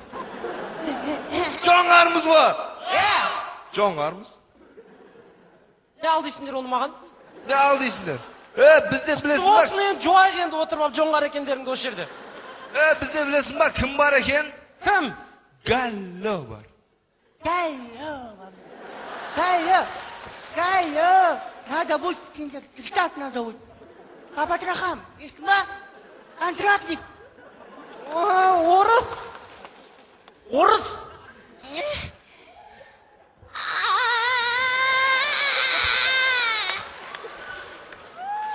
Шақыр қаланы, көрейік. Галло!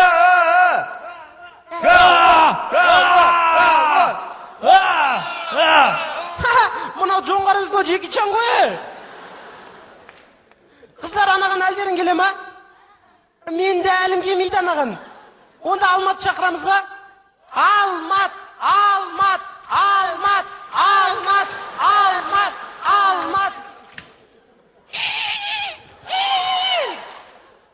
Алмас па? Айыр қолына күш жоқ.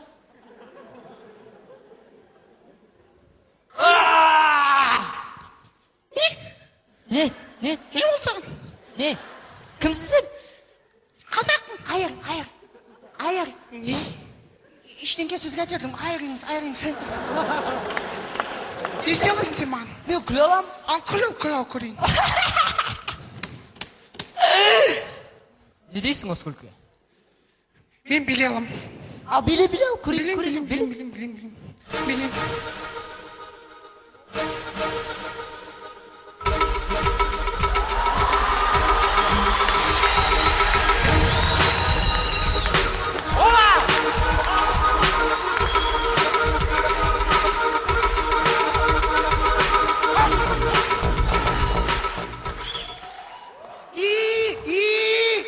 Не дейсіңдер осы биге? Көрдің ба кен? Қазақтар өнерлі біз ұтылдық. Давай емші.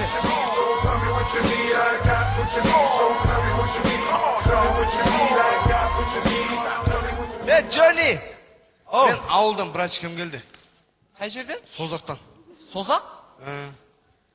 Бір жынды ма, ауылға ұнатады. Үйіне қалдырып кетпейсің ба? Ұят. Үйге қалдырып кеттім, білмеймін, не істеп жүрген, қайдан жүрген. Жеңіс, лақтырдың ғой мен үйде тастап, фотоаппарат алдың ғой, бәйтерекке барып түспейміз ба, Жеңіс? Айдос. Қалайсың, Қалай шләңк? Айдос, үйге барып отырш, құдай үшін таза өртетпе. Бәйтерек. Опа, бұлай. Қойшы. Ана қыз өлді ғой маған. Айдос, ол қыз сынбайды, ол қыз жіппен жүреді. Мен ешекпен жүрем деп ешкімге айтпаймын ғой. Айдос, болды, қойш. Мен сындырамын. Айдос, сынбайды ол. Жеңіс, ауылда любой қыз вандам жүрісіне өледі ғой. Айдос. Кере жоқ. Сен кетші бар, сен ширма ұстайсың ғой.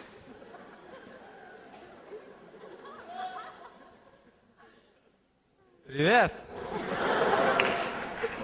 Мамбет. Айдос. Я не представляюсь, я тебе говорю, Мамбет. Вот, ты Мамбет, я Айдос. Чё ты? Не трогай меня. Давай, бәйтерек, пойдем. Там это, лифт есть, вот так. Вот. Ты меня приглашаешь в байтерек? Там это, вот так не делаешь, вот так сразу. А что такое вот так? Вот, саты жоқ-та, у меня фотоаппарат есть, давай, бәйтерек. И чё? Фотокатса будем. Чё? Фотокатса.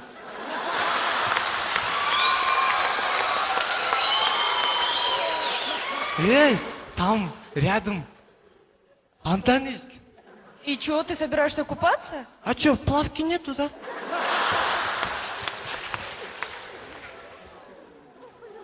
Отвали от меня.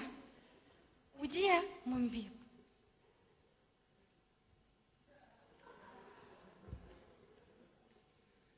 Ты сегодня взрослее стала. Ты учебу сегодня прогуляла, забрала все свои подружки. Ну а ты и я по песне руки вверх. Все, хватит, отвали от меня, бесишь, раздражаешь, понимаешь? Я жду своего парня. Не? Чё? Жеңіс айқайлайды ғой мынау, естің ба? Ұстай тұршы бір туфли, шешші. Жабылу жоғы, беркеле. Паранауэй. Ойда! Ой, рахмет. Паранауэй. Все, хватит, я звоню своему парню. О, это сотка же. Я даю. Не трогай. Я даю сотки. Не трогай, я тебе говорю. Даю. Не трогай. Я даю сотки. Отвали от меня. Я даю сотки. Идиот. Мамбет. Көрдіңдер ма? Пантоваться етіп. Ал сотка емес бізде. Әрбір старшакта бар ғой, калькулятор. Абрағаной би жақсы екен. Паранауэй.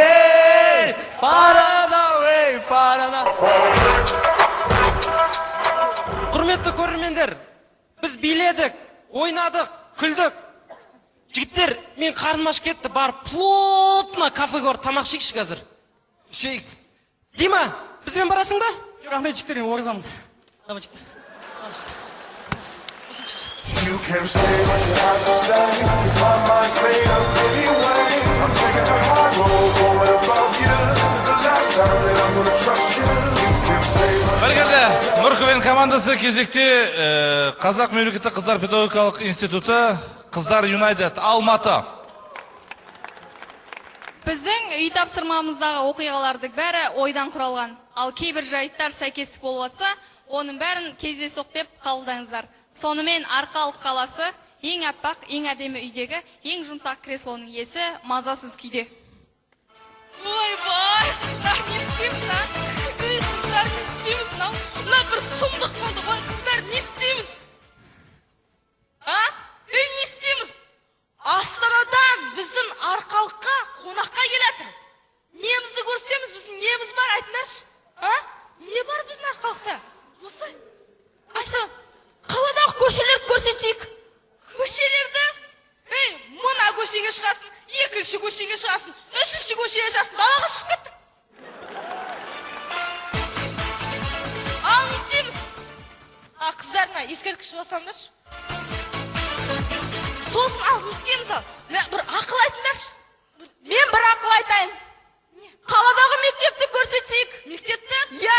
Жүріңдер көрейік оны.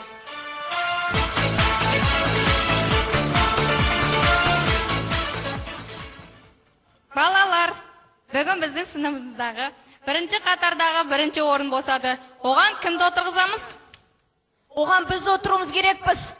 Апай, біз мектеп озаттарымыз, мектепті алға басар оқушылардың біріміз. Біз болуымыз керекпіз. Көтер наны. Ой, пырмая, осы өмір есік алдынан біз шықпаймыз. Арқы партада біз отырамыз. Кім сотқар, біз сотқар.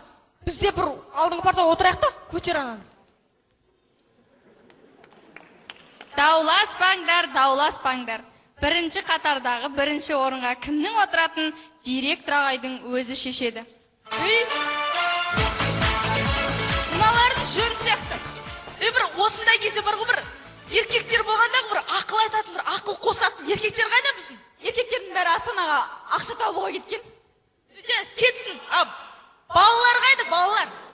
Еркектердің бәрі Астанаға ақша табуға кеткен. Ал, тағы неміз бар біздің көрсететін? Біздің қаладағы кинотеатрды көрсетейік. Кинотеатр? Арқалық бойынша бір цветной телевизор бар, ол мен үйінде. Үйде антенна істемейді. Месіндегі бір тапсырма беріп едім ғой. Ана көшелерге шам орнатсын деп едім, орнаттыңдар ма? Орнаттық қой, әне тұр. Оның тұрғанымен не пайда, неге жанбайтын алар? Енді қала бойынша свет жоқ қой, я? Енді қонақтар келатқан жоқ па, не істейміз? Ой, қонақтар келеді, қонақтар кетеді. Тұра береді та ана екеуі. Ал енді тағы не істейміз, қыздар? Тағы неміз бар біз? Одан да біз қалалық маслихатты көрсетейік. Ол парламенттен кем емес.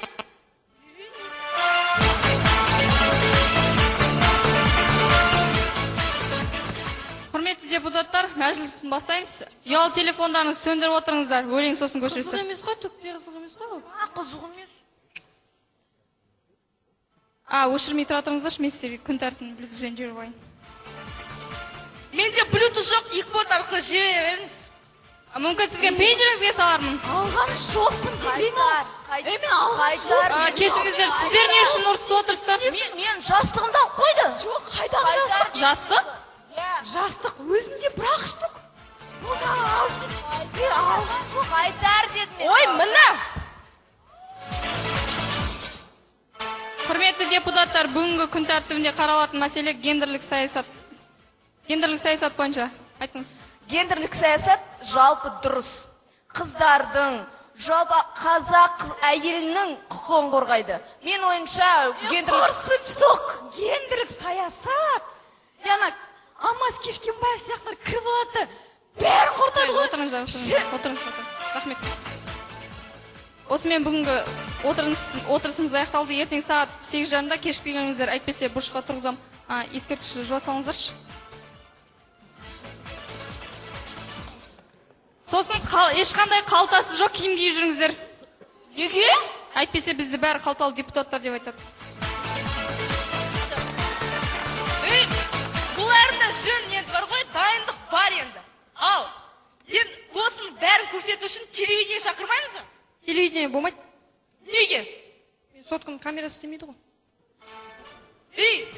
Онда телевидение келмесе, телевидениеға барып өзіміз түсіреміз.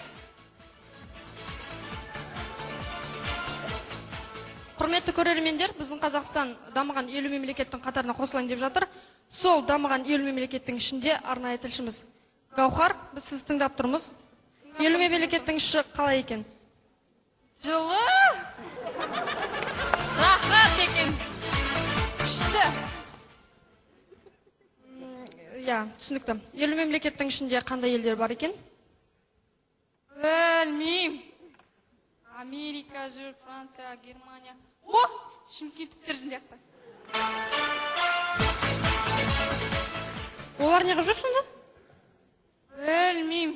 Жүрмейтін жерлер жоқ қой. Не істеп жүр екен? Білмейм. Шашлық сатып жүрген сияқты.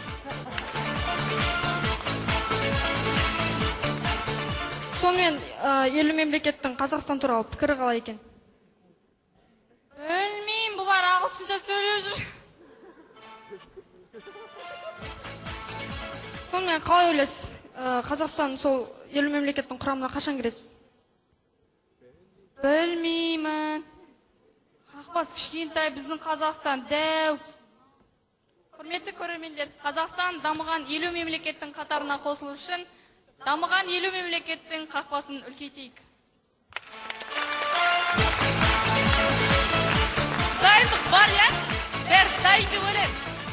Асфальт төседік, қабырғаны әктедік, газонға жасыл красканы құйып қойдық. Анау гүлді суардық. Ескерткішті әлі жұмағысыңдар ма?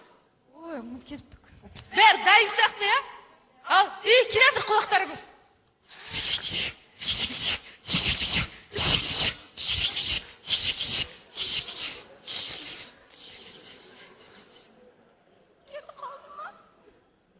Үй тапсырмасынан шығатын қорытынды. Қазақстанымызда байқалмай қалатын Арқалық сияқты әдемі қалалар көп ақ.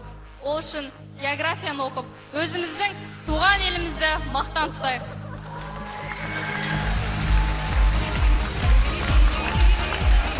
Бәрекелді, қыздар Юнайтед Алматы қаласы. Үй тапсырмасын одан әрмен жалғастырамыз. Ортада Айеса, Шымкент.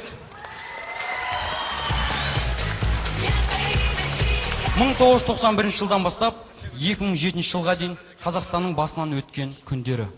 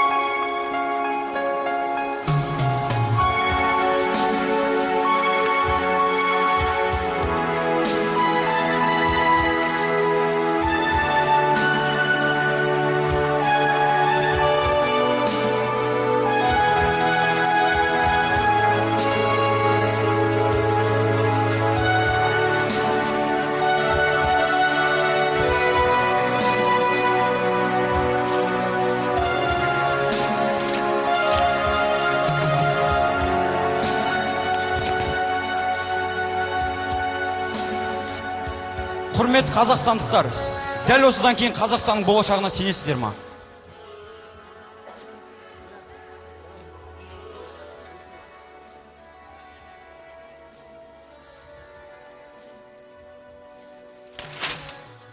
Мен Қазақстан 2030-ға сенемін.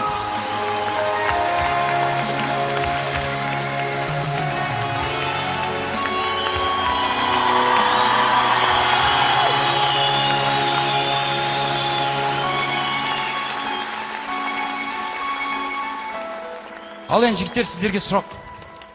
Осы түсінбеймін. Осы да. Неге осы бізге қыздар қарамайды?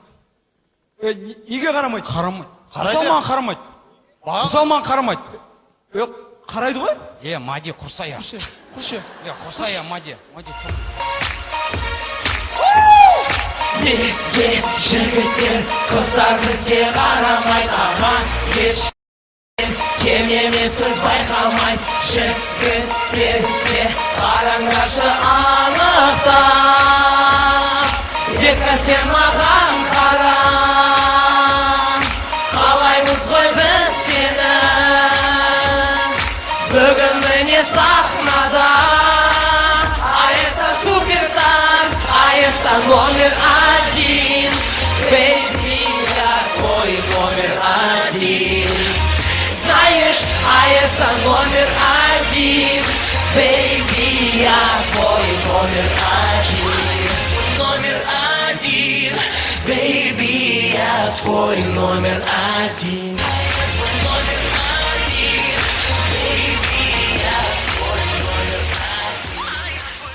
Айса командасына үлкен рахмет. Енді үй тапсырмасын одан әрмен жалғастырушы Ұлдар Емес, Қарағанды қаласы. Алтай мен Атыраудың арасындағы ұлан ғайыр алқап, қазақ КВН жұртының бақсыдан бері әрге тепкен ата қонысы. Ұшқан құстың қанаты талатын осынау кең байтақ даланы біздің КВНщиктарымыз ғасырлар бойы әдемі әзілмен, ұтқыр сөзбен қорғап келді. Бәрінен бұрын жан жағын жолбарыстай жайпаған наша, арақ, көгілдір, етектен төмен әзілдер қазақ КВН одағы үшін үлкен нәубет болды.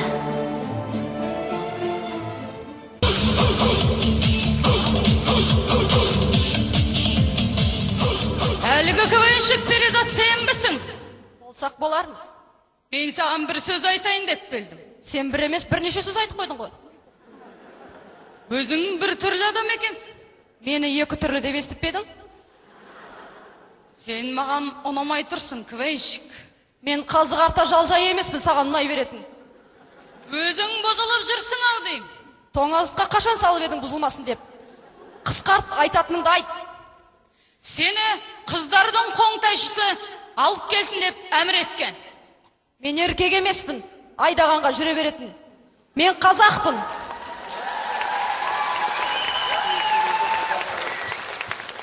Жаттың әмірі маған жүрмейді. Шақырғанға бармасаң, шақыруға зар боларсың деген. Шақыруға зар емеспін, күнде ауыз ашарға барып жүрмін.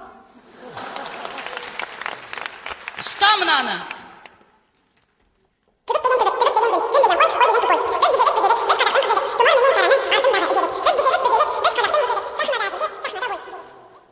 Не деген бәлем мынау?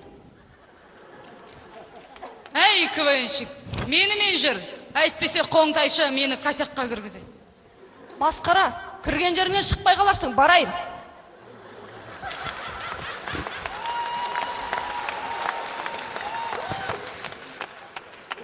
Әміріңіз орындалды, ханием. КВНщик Перизат сен бе едің? Дақпыртыңа талайдан бері қанықпын. Осы сені шымкенттіктердің тілін білет дейді ғой. Сол рас па? Ол құдірет тек Құдайдың қолында.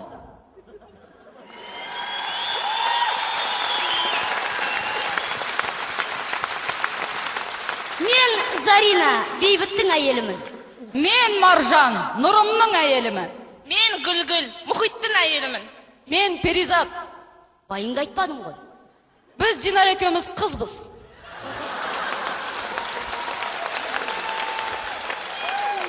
Соңғы үмітіміз осылардан. Ұлан ғайыр Атырау, Ертіс пен Еділдің, Арқа мен Алатаудың арасы Қазақстан КВН одағының алтын бесік ата жұрты. Әгер әкай кімде-кім Ұлдар Емес командасына көз алардатын болса, екі көзін шұқып аламыз. Төсекте басымыз қосылмаса да, сахнада әзіліміз жарасқан. Қай қарсылас командаға да айтарымыз осы. Дос болғанға құшақ ашып туыспыз, қас қылғанға алға қиып түсер қылышпыз. Ұлдар емес командасы.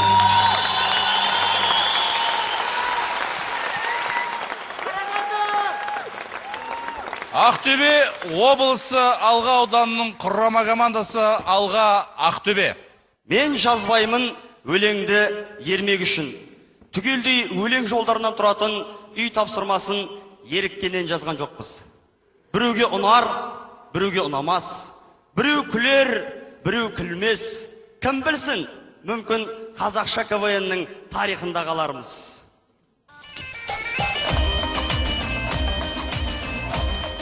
Ал қалаған әлеумет азғана шыдап сабырет, әуелі сөзді бастайын, мұны тұрған жараңдар, бәрінің де санаң бар, ақылды туған жақсыны, ақылсыз мыңға балаңдар, осында халық көп отыр, үлкенде жақсы кеп отыр. Ортаға шыққан ұлдарыңыз тыңдап, баршаңызны сұңқылдап, әкесі ұлына не айтады екен деп отыр. Балалы үй базар, балас үй қумазар, ұлым менің жарқыным қайдасың? Әкешім, мұңайып нетесің? Жүрегімді тербедің, таң сағат өмірде ұйқында бермедің. Қай-қайда да жиенді ел деп келсем, ашы сөздеріңмен мұжып болдыңдар ғой. Кел демек барда кет демек жоқ, бір тойда екі рет ет жемек жоқ, есің барда елің тап, мен кетейін.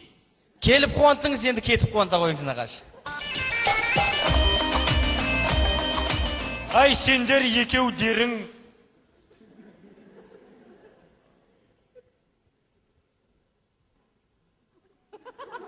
Ай, сендер бүгін екеу дерің. Менің біздің үйімізге келсе менің тумам. Асығасыңдар, шығарасыңдар.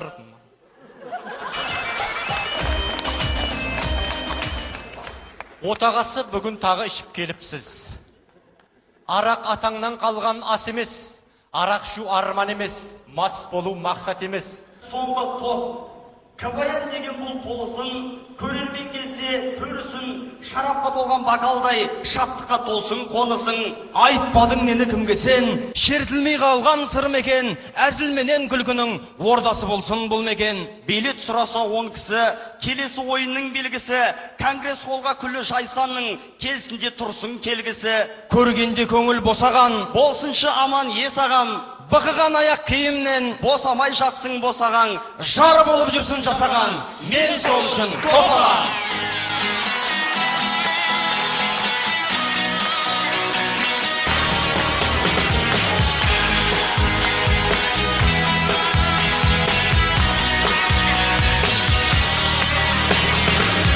Сақынданы аттады, әсін сыйлап шатқаны, іздеп жүріп бақыт қандай көрерменін тапқаны. Жиналған жұрт ағайын, шырқап әнге салайын, бақшаңызға әзіл арнап жақындап мен барайын. Ойнайын, күлейін, тек мәңгі, мәңгі, мәңгі, мәңгі, мәңгі, қолыңдашы бақытты, арнадым ақ тілекті, жарқыраған жұлдыздарын көрермен күтті. Шақ күлкінің көрінде, КВН-нің төрінде, бақыт болсын өмірге.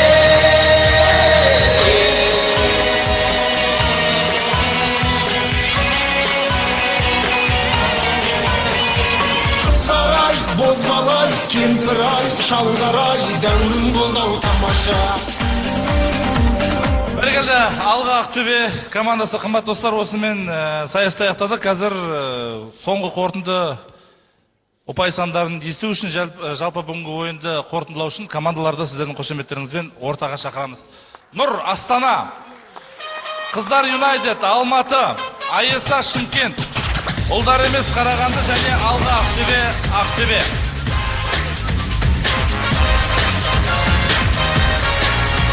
Ұпай сандарына кезек берелік. Алға Ақтөбе жоғары балл 6 ұпай. 5, 6 және 6. Айеса Шымкент 6, 5, 4 және 4. Ұлдар емес Қарағанды 6, 5 және 5. Қыздар Юнайтед Алматы 5, 5, 5 және 4, 4. Нұр Еуразия. 4, 5, 4, 3 және 4. Енді бір-екі ауыз пікір ойын туралы біліп өтсек. Ерлан Малаев, бүгінгі күн ерекше келіп отыр. Ораза ұстаған жан, нәтижесін көріп отырсыздар. Көзсіздік киіп алды. Енді ойын туралы пікірін. Бәрекелді, бүгінгі ойыншылар, ойыншы қауым, қош келдіңіздер. Оразаларыңыз қабыл болсын, құрметті Қазақстан халқы. Рахмет. Жақсы, бүгін жақсы ойын болды. Құрметті ойыншылар, өте тамаша болды. Атап айтқанда біздің Алматының қыздары өте тамаша, және Қарағандының қыздары. Шымкент жігіттері өте тамаша. Астаналықтар керемет. Ақтөбе жарайсыңдар, маған ұнады. Бәріңе сәт сапар тілейміз. Дина Төлепбергенова. Рахмет. Жалпы бүгінгі ойын қазақ КВН дамуының жаңа кезеңі болып деп айтсақ, артық айтпағанымыз болар. Оған бейне клип және жамбы ату сынды сайыстардың енгізілуі айғақ болады бірден бір. Жалпы өзім телевидение саласының қызметкері болғаннан кейін бейне клипке ерекше тоқталып өткім келіп отыр. Өйткені бәріміз білеміз, 1 минутты жасау үшін кейбірде 10 сағаттан бір айлап жүреміз әрбір кадрдың соңынан жүгіріп. Осы сәтте ұлдар емес Қарағанды КВН командасын ерекше атап өткім келеді. Байқалып тұр, техникалық мүмкіндігі өте аз болған, монтаж деп жатады, санды технология деп жатады, оған қолы жетпеген сыңайлы, десек те қиыннан шығып, ұтқыр ойымен өзінің ерекше әсерлі клипін жасай білді. Соған қыздарға үлкен алғыс.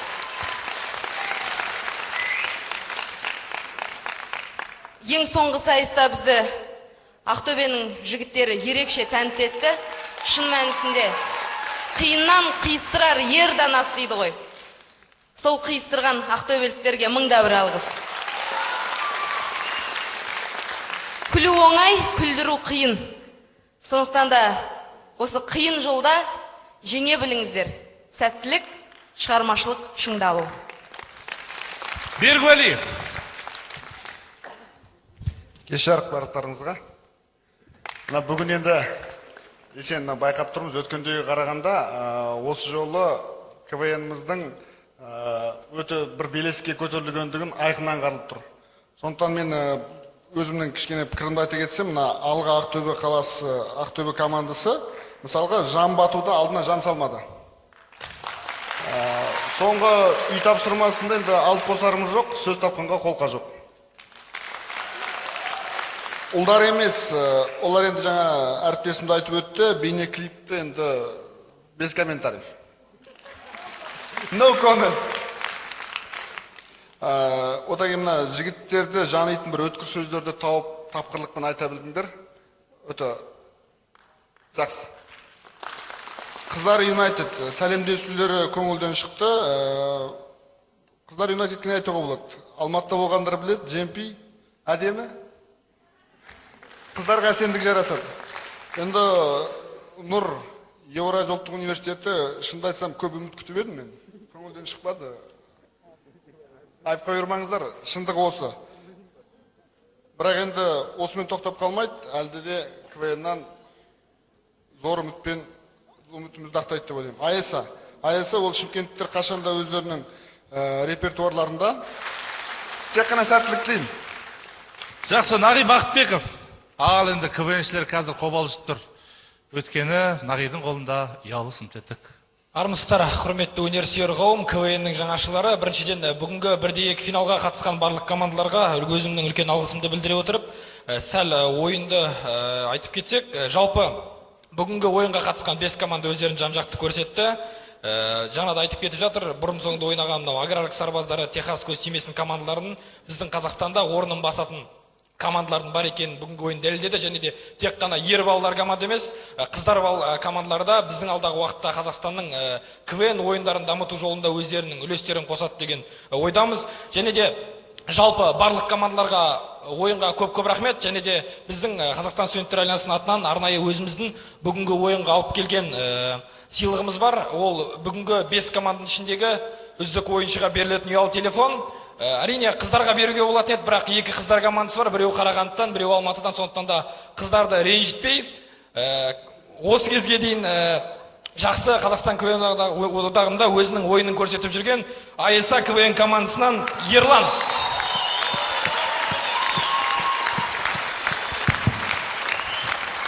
Бәрекелді. Бәрекелді. Жақсы ойындарда кездескенше рахмет. Ал енді сөздің қорытындысы Жомарт Әбіш. Қайырлы кеш, құрметті КВН жанашырлар мен жанкүйерлері, құрметті командалар, жартылай финалдарыңыз құтты болсын. Ойын жалпы сәтті өтті, күткендегідей болды. Ең басты жетістігіміз бұл сөзге толы бір КВН болды. Сөзбен ойнағам. Жеңген командалар финалда бұдан да жоғары деңгейде ойын күтеміз. Жеңілген командалар мойымаңыздар. Алда келесі маусым бар. Рахмет.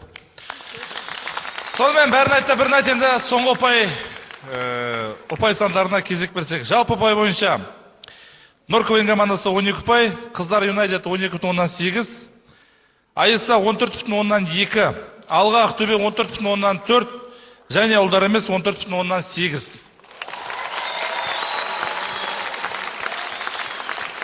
Сонымен финалға жолдама алған 3 команда: Алға Ақтөбе, Ұлдар емес және АСА. Қымбатты достар, мінекей осымен ойынымыз аяқталды. Баршаңызға рахмет. Қазақша КВН ойындарында кездескенше сау саламатта болыңыздар.